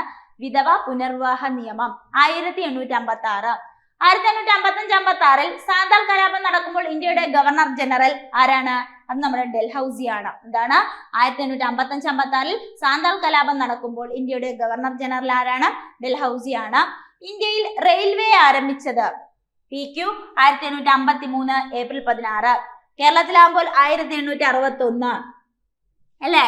എന്നാൽ നമ്മുടെ ഇന്ത്യയിലാവുമ്പോൾ 1853 ഏപ്രിൽ 16. ഇന്ത്യയിൽ പൊതുമരാമത്ത് വകുപ്പ് ആരംഭിച്ച ഗവർണർ ജനറലാണ് ഡൽഹൌസി. ഏതാണ് പൊതുമരാമത്ത് വകുപ്പ്? എന്താണ് പൊതുമരാമത്ത് വകുപ്പ് ആരംഭിച്ച ഗവർണർ ജനറലാണ് ആര്? ഡൽഹൌസി എന്ന് പറയുന്നത്. അതുകൂടി അറിഞ്ഞു വെക്കുക. ആധുനിക തപാൽ സംവിധാനം, ടെലഗ്രാഫ് എന്നിവ ആരംഭിച്ച ഭരണാധികാരിയാണ് ആരെന്ന് പറയുന്നത്? നമ്മുടെ ഡൽഹൌസി എന്ന് പറയുന്നത്. ഹിന്ദു വിധവ പുനർവിവാഹ നിയമത്തിന്റെ കരട് തയ്യാറാക്കി. ദത്തവകാശ നിരോധന നിയമം നടപ്പിലാക്കിയ ഗവർണർ ജനറൽ. ബ്രിട്ടീഷ് ഇന്ത്യയിലെ ഏറ്റവും പ്രായം കുറഞ്ഞ ഗവർണർ ജനറൽ. പിന്നെയോ ഫോറസ്റ്റ് ആക്ട്, ചാർട്ടർ ആക്ട് 1853 എന്നിവ നിലവിൽ വന്നപ്പോൾ ഗവർണർ ജനറൽ. ഇതൊക്കെ ആരാണ്? ഡൽഹൌസിയാണ്. അപ്പൊ ആധുനിക തപാൽ സംവിധാനത്തിന്റെ പിതാവ് അല്ലെങ്കിൽ ആധുനിക തപാൽ സംവിധാനം, ടെലഗ്രാഫ് എന്നിവയൊക്കെ ആരംഭിച്ചത് ആരാണ്? ഡൽഹൌസി. ഹിന്ദു വിധവ പുനർവിവാഹ നിയമത്തിന്റെ കരട് 1856. ഇനി ദത്തവകാശ നിരോധന നിയമം 1848. പിന്നെയോ അത് നടപ്പിലാക്കിയ ഗവർണർ ജനറലാണ് ഇദ്ദേഹം. ബ്രിട്ടീഷ് ഇന്ത്യയിലെ ഏറ്റവും പ്രായം കുറഞ്ഞ ഗവർണർ ജനറലാണ്. Forest charter act 1855, charter act 1853 എന്നിവ നിലവിൽ വരുമ്പോൾ ഗവർണർ ജനറലാണ് ഡൽഹൌസി എന്ന് പറയുന്നത്. രണ്ടാം ആംഗ്ലോ സിഖ് യുദ്ധം, രണ്ടാം ബർമീസ് യുദ്ധം എന്നിവ നടക്കുമ്പോൾ ഗവർണർ ജനറൽ. ശ്രദ്ധിച്ചേടാ, രണ്ടാം ആംഗ്ലോ സിഖ് യുദ്ധം, രണ്ടാം ബർമീസ് യുദ്ധം എന്നിവ നടക്കുമ്പോൾ ഗവർണർ ജനറൽ. കോൺഗ്രസിന്റെ സമാധാനപരമായ മരണത്തെ സഹായിക്കാനാണ് ഞാൻ ഇന്ത്യയിൽ വന്നത്. കോൺഗ്രസിന്റെ സമാധാനപരമായ മരണത്തെ സഹായിക്കാനാണ് ഞാൻ ഇന്ത്യയിൽ വന്നത്. ഇങ്ങനെ പറഞ്ഞ ആരാണ്? കഴ്സൺ ആണ് കേട്ടോ. കഴ്സൺ. ഇത് PQ ആണ്. കഴ്സൺ ആണ്. കഴ്സൺ. ഓക്കെ. എന്റെ പൂർവികന്മാർ ഇന്ത്യയെ കീഴടക്കിയത് തോക്കും വാളും കൊണ്ടാണ്. ഇവ കൊണ്ട് തന്നെ ഞാൻ രാജ്യത്തെ ഭരിക്കുമെന്ന് പറഞ്ഞത് കഴ്സൺ ആണ്. അപ്പൊ എന്റെ പൂർവികന്മാര് ഇന്ത്യയെ കീഴടക്കിയത് തോക്കും വാളും കൊണ്ടാണ്. ഇതുകൊണ്ട് ഞാൻ എന്ത് ചെയ്യൂടാ? രാജ്യത്തെ ഭരിക്കുമെന്ന് പറഞ്ഞത് ആര് തന്നെ? കഴ്സൺ പ്രഭു ആണെന്നുള്ളത് അറിഞ്ഞു വെക്കുക. ഓക്കെ അല്ലേ? ഇനി നമുക്ക് അടുത്ത ചോദ്യത്തിലേക്ക് കടക്കാം. ചുവടെ കൊടുത്തിട്ടുള്ളവയിൽ ഇന്ത്യൻ നാഷണൽ കോൺഗ്രസിന്റെ 1929 ലാഹോർ സമ്മേളനവുമായി ബന്ധപ്പെടാത്ത തീരുമാനങ്ങൾ കണ്ടെത്തുക. എന്താണ് ഇന്ത്യൻ നാഷണൽ കോൺഗ്രസിന്റെ 1929 ലാഹോർ സമ്മേളനവുമായി ബന്ധപ്പെടാത്ത തീരുമാനം? ഓക്കെ. ജവഹർലാൽ നെഹ്റു കോൺഗ്രസിന്റെ പ്രസിഡന്റായി. ശരി. പൂർണ്ണ സ്വരാജാണ് കോൺഗ്രസിന്റെ അന്തിമ ലക്ഷ്യം. ശരി. 1930 ജനുവരി 26 സ്വാതന്ത്ര്യദിനമായി ആഘോഷിച്ചു. ശരി. പിന്നീട് നിസ്സഹകരണ സമരം ആരംഭിച്ചു. തെറ്റ്. സിവിൽ നിയമലംഘന പ്രസ്ഥാനം എന്നല്ലേ പഠിച്ചത്? ഓക്കെ. അപ്പൊ നിങ്ങൾക്ക് അതിന്റെ ആൻസർ കിട്ടി. ഓക്കെ, നോക്കാം നമുക്ക്. Wagon tragedy. മലബാർ കലാപവുമായി ബന്ധപ്പെട്ടുണ്ടായ കുപ്രസിദ്ധമായ സംഭവമാണ് വാഗൺ ട്രാജഡി. വാഗൺ ട്രാജഡി നടന്നത് 1921 നവംബർ 10. നമ്മൾ പ്രധാനപ്പെട്ട കുറച്ച് കാര്യങ്ങൾ ഇതിൻ്റെ അകത്ത് മിക്സ് ചെയ്ത് പറയുന്നതേ ഉള്ളൂ. അപ്പൊ വാഗൺ ട്രാജഡി എന്ന് പറയുമ്പോൾ മലബാർ കലാപവുമായി ബന്ധപ്പെട്ടുണ്ടായ കുപ്രസിദ്ധ സംഭവമാണ്. വാഗൺ ട്രാജഡി നടന്നത് 1921 നവംബർ 10 മലബാർ കലാപകാരികളെ ഗുഡ്സ് വാഗണിൽ നിറച്ച് തിരൂരിൽ നിന്ന് കോയമ്പത്തൂരിലെ ബെല്ലാരി ജയിലിലേക്ക്, എവിടെയാണ്? തിരൂരിൽ നിന്ന് കോയമ്പത്തൂരിലെ ബെല്ലാരി ജയിലിലേക്ക് കൊണ്ടുപോകും വഴി 90 പേരിൽ 67 പേരും ശ്വാസം കിട്ടാതെ മരിച്ച സംഭവമാണ് വാഗൺ ട്രാജഡി. ഓക്കെ അല്ലേ? അപ്പൊ ശ്രദ്ധിക്കൂ, മലബാർ കലാപവുമായി ബന്ധപ്പെട്ട കുപ്രസിദ്ധ സംഭവമാണ് വാഗൺ ട്രാജഡി. വാഗൺ ട്രാജഡി നടന്നത് 1921 നവംബർ 10 മലബാർ കലാപകാരികളെ ഗുഡ്സ് വാഗണിൽ നിറച്ച് തിരൂരിൽ നിന്ന് കോയമ്പത്തൂരിലെ ബെല്ലാരി ജയിലിലേക്ക് കൊണ്ടുപോകുന്ന വഴി 90 പേരിൽ 67 പേരും മരിച്ച സംഭവം. കലാപകാരികളെ കോയമ്പത്തൂരിലേക്ക് കൊണ്ടുപോകുന്നതിന് നേതൃത്വം നൽകിയ ബ്രിട്ടീഷുകാരനാണ് TS ഹിച്ച്കോക്ക്. എന്താണ്? TS ഹിച്ച്കോക്ക് ആണ്. അപ്പൊ കലാപകാരികളെ കോയമ്പത്തൂരിലേക്ക് കൊണ്ടുപോകുന്നതിന് നേതൃത്വം നൽകിയ ബ്രിട്ടീഷുകാരനാണ് ആര്? TS Hitchcock. Wagon tragedy report ചെയ്ത കോയമ്പത്തൂരിനടുത്തുള്ള സ്റ്റേഷനാണ് Podanur station. Wagon tragedy report ചെയ്ത കോയമ്പത്തൂരിനടുത്തുള്ള സ്റ്റേഷൻ ഏതാണ്? കോയമ്പത്തൂരിനടുത്തുള്ള സ്റ്റേഷനാണ് പോത്തന്നൂർ സ്റ്റേഷൻ. ഏതാണ്? Podanur station. Black hole of Podanur എന്ന വാഗൺ ട്രാജഡിയെ വിശേഷിപ്പിച്ചത് സുമിത് സർക്കാരാണ്. എന്താണ്? Black hole of Podanur. Black hole of Podanur എന്ന വാഗൺ ട്രാജഡിയെ വിശേഷിപ്പിച്ച ആരാണ്? സുമിത് സർക്കാരാണ്. വാഗൺ ട്രാജഡി സ്മാരകം സ്ഥിതി ചെയ്യുന്നത് തിരൂരാണ്. എവിടെയാണ് വാഗൺ ട്രാജഡി സ്മാരകം സ്ഥിതി ചെയ്യുന്നത്? എവിടെയാണ്? അത് തിരൂരാണെന്ന് കൂടി അറിഞ്ഞു വെക്കുക. ഓക്കെ, അപ്പോൾ അത്തരം കാര്യങ്ങൾ നിങ്ങൾക്ക് മനസ്സിലായിട്ടുണ്ട്. മലബാർ കലാപം അടിച്ചമർത്തിയ ജില്ലാ പോലീസ് മേധാവി ആരാണ്? ഹിച്ച്കോക്ക് ആണ്. മലബാർ കലാപകാരികൾ കൊലപ്പെടുത്തിയ പോലീസ് മേധാവി ചോദിച്ചാൽ അതും ഹിച്ച്കോക്ക് ആണ്. അപ്പൊ മലബാർ കലാപം അടിച്ചമർത്തിയ ജില്ലാ പോലീസ് മേധാവി ഹിച്ച്കോക്ക്, മലബാർ കലാപകാരികൾ കൊലപ്പെടുത്തിയ പോലീസ് ഹിച്ച്കോക്ക്. ഹിച്ച്കോക്കിന്റെ സ്മാരകം പൊളിച്ചു മാറ്റണമെന്ന് ആവശ്യപ്പെട്ട സമരത്തിൽ പങ്കെടുക്കുകയും മലബാർ കലാപത്തെ കുറിച്ച് പടപ്പാട്ട് രചിക്കുകയും ചെയ്ത വ്യക്തിയാണ് കമ്പളത്ത് ഗോവിന്ദൻ നായർ. ആരാണ്? കമ്പളത്ത് ഗോവിന്ദൻ നായർ. അപ്പൊ ഹിച്ച്കോക്കിന്റെ സ്മാരകം പൊളിച്ചു മാറ്റണമെന്ന് ആവശ്യപ്പെട്ട് എന്ത് ചെയ്തു? സമരത്തിൽ പങ്കെടുത്തു. കൂടാതെ പടപ്പാട്ട്, ഈ മലബാർ കലാപത്തെ കുറിച്ച് പടപ്പാട്ട് രചിച്ച വ്യക്തിയാണ് കമ്പളത്ത് ഗോവിന്ദൻ നായർ. വാഗൺ ട്രാജഡി അന്വേഷിക്കാൻ നിയമിച്ച കമ്മീഷൻ AR നേപ്പ് കമ്മീഷനാണ്. ഏതാണ്? നേപ്പ് കമ്മീഷനാണ് വാഗൺ ട്രാജഡി അന്വേഷിക്കാൻ നിയമിച്ച കമ്മീഷൻ. മലബാർ കലാപങ്ങളെ കുറിച്ച് അന്വേഷണം നടത്തിയ കമ്മീഷനാണ് സ്ട്രേഞ്ച് കമ്മീഷൻ. അന്വേഷണം നടത്തിയത് സ്ട്രേഞ്ച് കമ്മീഷൻ. എന്നാൽ വാഗൺ ട്രാജഡി അന്വേഷിക്കാൻ നിയമിച്ച കമ്മീഷൻ ഏതാണ്? Knapp commission. ഓക്കെ, അടുത്ത നമ്മൾ വൈക്കം സത്യാഗ്രഹത്തെ കുറിച്ച് കുറച്ച് കാര്യങ്ങൾ പഠിക്കാം. വാഗൺ ട്രാജഡിയുടെ പോയിന്റ്സ് എല്ലാം മനസ്സിലായെന്ന് വിചാരിക്കുകയാണ്. മാരത്തോൺ ആയതുകൊണ്ട് നമുക്ക് സമയപരിധി ഉണ്ട്, അതുകൊണ്ടാണ് കുറച്ച് സ്പീഡിൽ പോകുന്നത്. പക്ഷെ നിങ്ങൾ എന്ത് ചെയ്യുക? സ്ലൈഡിലുള്ള കാര്യങ്ങൾ മാക്സിമം ഒരു തവണയെങ്കിലും വായിക്കുക അല്ലെങ്കിൽ കേൾക്കാൻ വേണ്ടി ശ്രമിക്കുക എന്നുള്ളതാണ് നമുക്ക് ഇതിൽ ചെയ്യാൻ പറ്റുന്ന ഒരു പ്രധാന കാര്യം. ഓക്കെ, അപ്പൊ ശ്രദ്ധിക്കൂ. വൈക്കം സത്യാഗ്രഹം. വൈക്കം സത്യാഗ്രഹം ആരംഭിച്ചത് 1924 മാർച്ച് 30. വൈക്കം സത്യാഗ്രഹം അവസാനിച്ചത് 1925 നവംബർ 23. ശ്രദ്ധിക്കൂ, വൈക്കം സത്യാഗ്രഹം ആരംഭിച്ചത് 1924 മാർച്ച് 30. വൈക്കം സത്യാഗ്രഹം അവസാനിച്ചത് 1925 നവംബർ 23. വൈക്കം സത്യാഗ്രഹത്തിന്റെ കാലയളവ് 603 ദിവസം. എത്രയാണ്? 603 ദിവസമാണ് വൈക്കം സത്യാഗ്രഹത്തിന്റെ കാലയളവ്. വൈക്കം മഹാദേവ ക്ഷേത്രത്തിനു ചുറ്റുമുള്ള നിരത്തിലൂടെ സഞ്ചരിക്കാൻ എല്ലാവർക്കും വഴി തുറന്നു കിട്ടണമെന്ന ആവശ്യത്തോടെ നടന്ന സമരമാണേത്? വൈക്കം സത്യാഗ്രഹം. അപ്പൊ വൈക്കം മഹാദേവ ക്ഷേത്രത്തിന് ചുറ്റുമുള്ള നിരത്തിലൂടെ എന്താണ്? സഞ്ചരിക്കാൻ എല്ലാവർക്കും വഴി തുറന്നു കിട്ടണമെന്ന ആവശ്യത്തോടെ നടന്ന സമരമാണ് വൈക്കം സത്യാഗ്രഹം എന്ന് പറയുന്നത്. വൈക്കം സത്യാഗ്രഹത്തിന് നേതൃത്വം നൽകിയവർ ആരൊക്കെയാണെന്ന് നമുക്ക് നോക്കാം. TK Madhavan, KP Kesavamenon, George Joseph, AK Pillai, CV Kunhiraman എന്നിവരാണ്. നോക്കിയടാ, വൈക്കം സത്യാഗ്രഹത്തിന് നേതൃത്വം നൽകിയവരിൽ പ്രമുഖരാണ് TK Madhavan, KP Kesavamenon, George Joseph, AK Pillai, CV Kunhiraman എന്നിവർ. വൈക്കം സത്യാഗ്രഹത്തിന് പിന്തുണയുമായി പഞ്ചാബിൽ നിന്നും വന്നവരെ നമ്മൾ പറയുന്നു അകാലികൾ. ആരാണ്? അകാലികൾ ആണ്. അകാലികൾ. അപ്പൊ വൈക്കം സത്യാഗ്രഹത്തിന് പിന്തുണയുമായി പഞ്ചാബിൽ നിന്ന് വന്നവരാണ് ആര്? അകാലികൾ. വൈക്കം സത്യാഗ്രഹത്തിന് തമിഴ്നാട്ടിൽ നേതൃത്വം നൽകിയത് EV രാമസ്വാമി നായ്ക്കർ. വൈക്കം സത്യാഗ്രഹത്തിന് തമിഴ്നാട്ടിൽ നേതൃത്വം നൽകിയത് ആരാണ്? EV രാമസ്വാമി നായ്ക്കരാണ്. വൈക്കം സത്യാഗ്രഹത്തോടനുബന്ധിച്ച് സവർണ ഹിന്ദുക്കളുടെ സമ്മതപത്രവുമായി വൈക്കത്ത് നിന്ന് തിരുവനന്തപുരത്തേക്ക് കാൽനട ജാഥ സംഘടിപ്പിച്ചത് മന്നത്ത് പത്മനാഭനാണ്.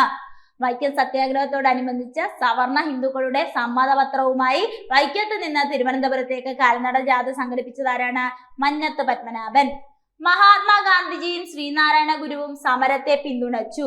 അപ്പൊ മഹാത്മാഗാന്ധിയും ശ്രീനാരായണ ഗുരുവും സമരത്തെ പിന്തുണച്ചു. തിരുവിതാംകൂർ ഭരണാധികാരിക്ക് സമ്മതപത്രം സമർപ്പിക്കുകയും ചെയ്തു. മഹാത്മാഗാന്ധിയും തിരുവിതാംകൂർ ഗവൺമെന്റുമായി നടന്ന ഒത്തുതീർപ്പിനെ തുടർന്ന് പ്രശ്നപരിഹാരം ഉണ്ടായി.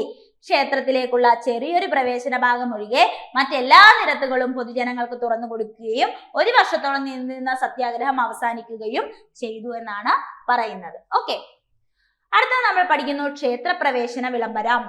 തിരുവിതാംകൂറിലെ അവർണരായ ഹൈന്ദവർക്ക് ക്ഷേത്രങ്ങളിലേക്കുള്ള പ്രവേശനത്തിന് കാരണമായ വിളംബരമാണ് ക്ഷേത്രപ്രവേശന വിളംബരം. വർഷം നോക്കൂ, 1936. ക്ഷേത്രപ്രവേശന വിളംബരം പുറപ്പെടുവിച്ചതാരാണ്? ചിത്തിര തിരുനാളാണ്. തിരുവിതാംകൂറിൽ ക്ഷേത്രപ്രവേശന വിളംബരം നടന്നത് 1936 നവംബർ 12. 1936 നവംബർ 12 തിരുവിതാംകൂറിൽ ക്ഷേത്രപ്രവേശന വിളംബരം നടന്നതെന്നുള്ളത് ഓർത്തുവെക്കുക. ക്ഷേത്രപ്രവേശന വിളംബര സമയത്തെ തിരുവിതാംകൂർ ദിവാനാണ് CP രാമസ്വാമി അയ്യർ. ആരാണ്? CP രാമസ്വാമി അയ്യരാണ്. അപ്പൊ ക്ഷേത്രപ്രവേശന വിളംബര സമയത്തെ തിരുവിതാംകൂർ ദിവാനാണ് ആര്? CP രാമസ്വാമി അയ്യർ. ക്ഷേത്രപ്രവേശന വിളംബരത്തെ ആധുനിക ലോകത്തെ മഹാത്ഭുതം എന്ന് വിശേഷിപ്പിച്ചത് ഗാന്ധിജിയാണ്. ആരാടാ? ഗാന്ധിജിയാണ് ക്ഷേത്രപ്രവേശന വിളംബരത്തെ ആധുനിക ലോകത്തെ മഹാത്ഭുതം എന്ന് വിശേഷിപ്പിച്ചത്. ആധുനിക തിരുവിതാംകൂറിന്റെ മാഗ്ന കാർട്ട എന്ന് വിശേഷിപ്പിക്കപ്പെടുന്ന ഏതാണ്? ക്ഷേത്രപ്രവേശന വിളംബരമാണ്. ആധുനിക തിരുവിതാംകൂറിന്റെ മാഗ്ന കാർട്ട എന്ന് വിശേഷിപ്പിക്കപ്പെടുന്ന എന്തിനാണ്? ക്ഷേത്രപ്രവേശന വിളംബരത്തെയാണ്. ജനങ്ങളുടെ ആധ്യാത്മിക വിമോചനത്തിന്റെ അധികാര രേഖയായ സ്മൃതി. എന്താണ്? ജനങ്ങളുടെ ആധ്യാത്മിക വിമോചനത്തിന്റെ അധികാര രേഖയായ സ്മൃതി എന്ന് ക്ഷേത്രപ്രവേശന വിളംബരത്തെ വിശേഷിപ്പിച്ചത് മഹാത്മാഗാന്ധിജിയാണ്. ആരാണ്? മഹാത്മാഗാന്ധിയാണ് ജനങ്ങളുടെ ആധ്യാത്മിക വിമോചനത്തിന്റെ അധികാര രേഖയായ സ്മൃതി എന്ന ക്ഷേത്രപ്രവേശന വിളംബരത്തെ വിശേഷിപ്പിച്ചത്. ഗാന്ധിജി തന്റെ അവസാന കേരള സന്ദർശനത്തെ ഒരു തീർത്ഥാടനം എന്ന് വിശേഷിപ്പിച്ചത് ക്ഷേത്രപ്രവേശന വിളംബരത്തിന്റെ പശ്ചാത്തലത്തിലാണ്. ശ്രദ്ധിക്കൂ, ഗാന്ധിജി തന്റെ അവസാന കേരള സന്ദർശനത്തെ ഒരു തീർത്ഥാടനം എന്ന് വിശേഷിപ്പിച്ചത് ക്ഷേത്രപ്രവേശന വിളംബരത്തിന്റെ പശ്ചാത്തലത്തിലാണ്. ക്ഷേത്രപ്രവേശന വിളംബരത്തെ തീർത്തും അഹിംസാപരവും രക്തരഹിതവുമായ വിപ്ലവം എന്ന് വിശേഷിപ്പിച്ചത് C രാജഗോപാലാചാരിയാണ്. ആരാണ്? ക്ഷേത്രപ്രവേശന വിളംബരത്തെ തീർത്തും അഹിംസാപരവും രക്തരഹിതവുമായ വിപ്ലവം എന്ന് വിശേഷിപ്പിച്ച ആരാണ്? C രാജഗോപാലാചാരിയാണ്. ക്ഷേത്രപ്രവേശന വിളംബരത്തെ തിരുവിതാംകൂറിന്റെ ആധ്യാത്മിക രേഖ എന്ന് വിശേഷിപ്പിച്ചത് TK വേലുപ്പിള്ളയാണ്. നോക്കിയേ, ക്ഷേത്രപ്രവേശന വിളംബരത്തെ തിരുവിതാംകൂറിന്റെ ആധ്യാത്മിക രേഖ എന്ന് വിശേഷിപ്പിച്ചത് TK വേലുപ്പിള്ളയാണ്. ആരാണ്? TK വേലുപ്പിള്ളയാണ്. ക്ഷേത്രപ്രവേശന വിളംബരം എഴുതി തയ്യാറാക്കിയത് ഉള്ളൂർ S പരമേശ്വര അയ്യരാണ്. ആരാണ്? ഉള്ളൂർ S പരമേശ്വര അയ്യരാണ് എന്ത് ക്ഷേത്രപ്രവേശന വിളംബരം എഴുതി തയ്യാറാക്കിയത്. മലബാർ ക്ഷേത്രപ്രവേശന ബില്ല് പ്രസിദ്ധീകരിച്ച വർഷം 1938. ഏതാണ്? 1938 മലബാർ ക്ഷേത്രപ്രവേശന ബില്ല് പ്രസിദ്ധീകരിച്ച വർഷം. ഓക്കെ, മദ്രാസ് നിയമനിർമ്മാണ സഭയിൽ 1938 മലബാർ ക്ഷേത്രപ്രവേശന ബില്ല് അവതരിപ്പിച്ചത് C രാജഗോപാലാചാരി. നോക്കിയേ, മദ്രാസ് നിയമനിർമ്മാണ സഭയിൽ 1938 മലബാർ ക്ഷേത്രപ്രവേശന ബില്ല് അവതരിപ്പിച്ചത് C രാജഗോപാലാചാരി. തിരുവിതാംകൂറിൽ ക്ഷേത്രപ്രവേശന വിളംബരം നടന്നത് 1936 നവംബർ 12. മലബാറിൽ ക്ഷേത്രപ്രവേശന വിളംബരം നടന്നത് 1947 മുതൽ 47 ഏത്? തിരുവിതാംകൂറിലാണെങ്കിൽ 1936 നവംബർ 12, മലബാറിലാണെങ്കിൽ 1947, കൊച്ചിയിലാണെങ്കിലോ 1947 ഡിസംബർ 20. കൊച്ചിയിലാണെങ്കിൽ 1947 ഡിസംബർ 20 എന്നുകൂടി അറിഞ്ഞു വെക്കുക. അടുത്തത് ജാലിയൻവാലാബാഗ് കൂട്ടക്കൊലയെ കുറിച്ചാണ് നമ്മൾ നോക്കുന്നത്. ജാലിയൻവാലാബാഗ് ദുരന്തം നടന്നത് 1919 ഏപ്രിൽ 13. ജാലിയൻവാലാബാഗ് കൂട്ടക്കൊലയ്ക്ക് കാരണമായ നിയമം നിങ്ങൾക്കറിയാം, റൗലറ്റ് ആക്ട് ആണ്. ജാലിയൻവാലാബാഗ് ദുരന്തം നടന്നത് അമൃതസർ പഞ്ചാബിലാണ്. റൗലറ്റ് നിയമത്തിനെതിരെയുള്ള ഹർത്താൽ ആഹ്വാനത്തോടനുബന്ധിച്ച് നടന്ന പ്രതിഷേധ റാലിക്ക് നേതൃത്വം നൽകിയത് ഡോക്ടർ സത്യപാലും സൈഫുദ്ദീൻ കിച്ചിലുവുമാണ്. ഓർത്തു വെക്കുക. ആരാണ്? സൈഫുദ്ദീൻ കിച്ചിലുവും സത്യപാലുമാണ് റൗലറ്റ് നിയമത്തിനെതിരെയുള്ള ഹർത്താൽ ആഹ്വാനത്തോടനുബന്ധിച്ച് നടന്ന പ്രതിഷേധ റാലിക്ക് നേതൃത്വം കൊടുത്ത ആരാണ്? സൈഫുദ്ദീൻ കിച്ചിലുവും സത്യപാലുമാണ്. ഡോക്ടർ സത്യപാൽ, സൈഫുദ്ദീൻ കിച്ചിലു എന്നിവരെ അറസ്റ്റ് ചെയ്തത് 1919 ഏപ്രിൽ 10.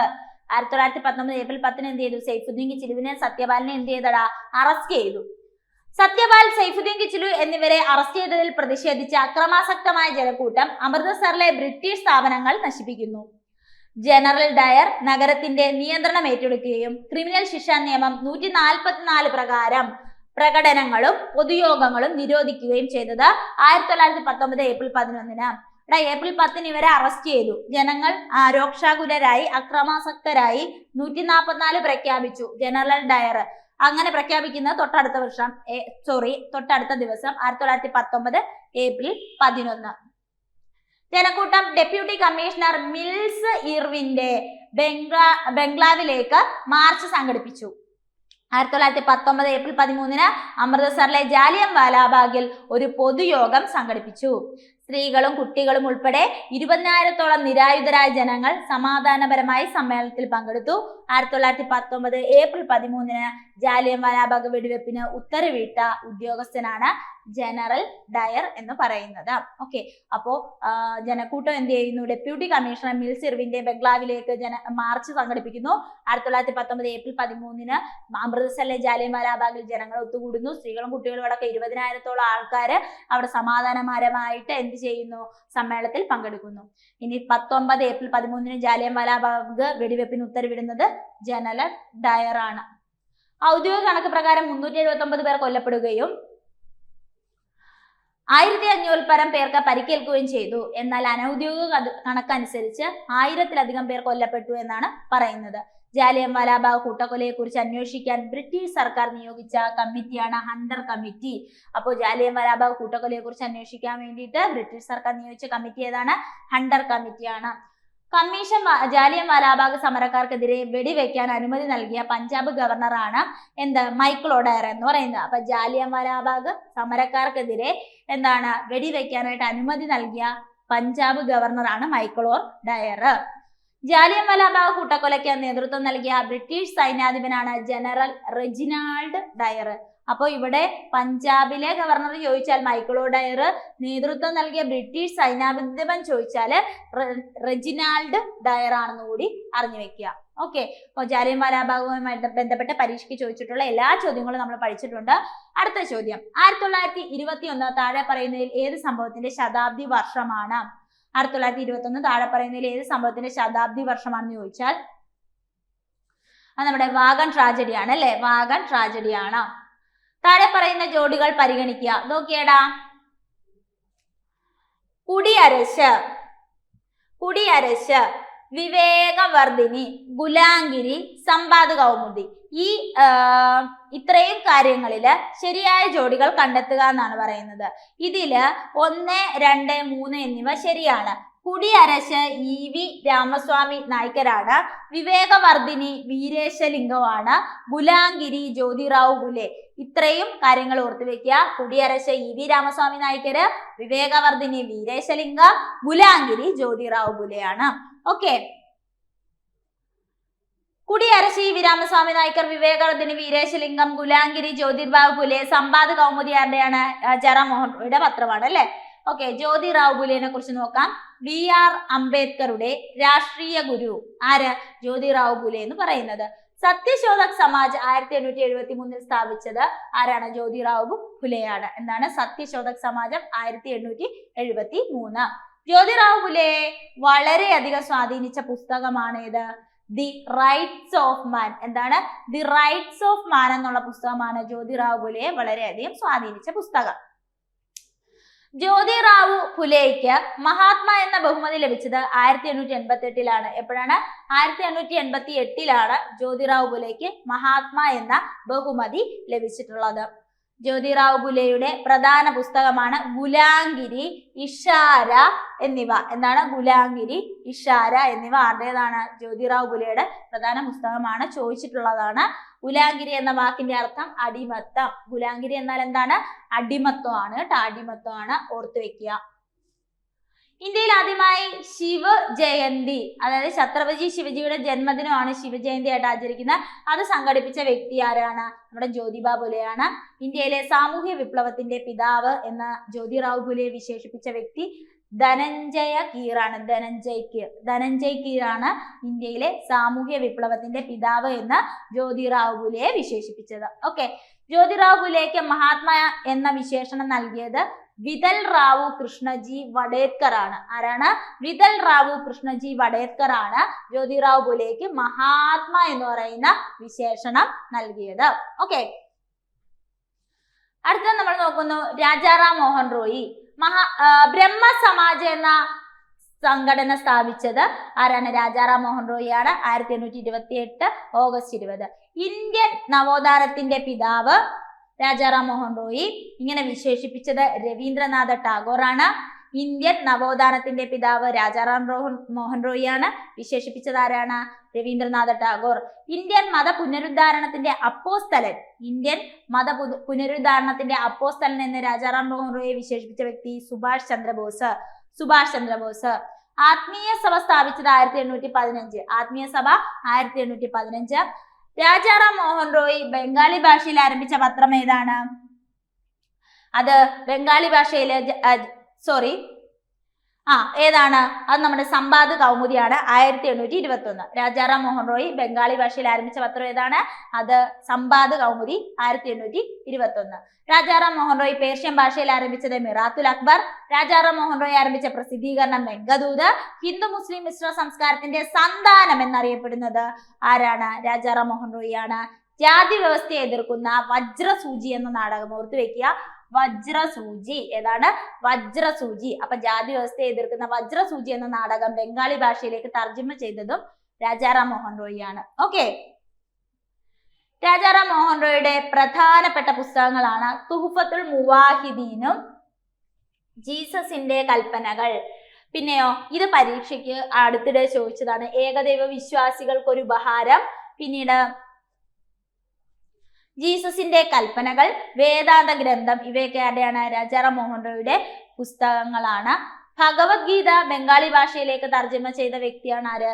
രാജാറാം മോഹൻ റോയി. ഭഗവത്ഗീത ബംഗാളി ഭാഷയിലേക്ക് തർജ്ജമ ചെയ്തത് ആരാണ്? രാജാറാം മോഹൻ റോയി ആണ്.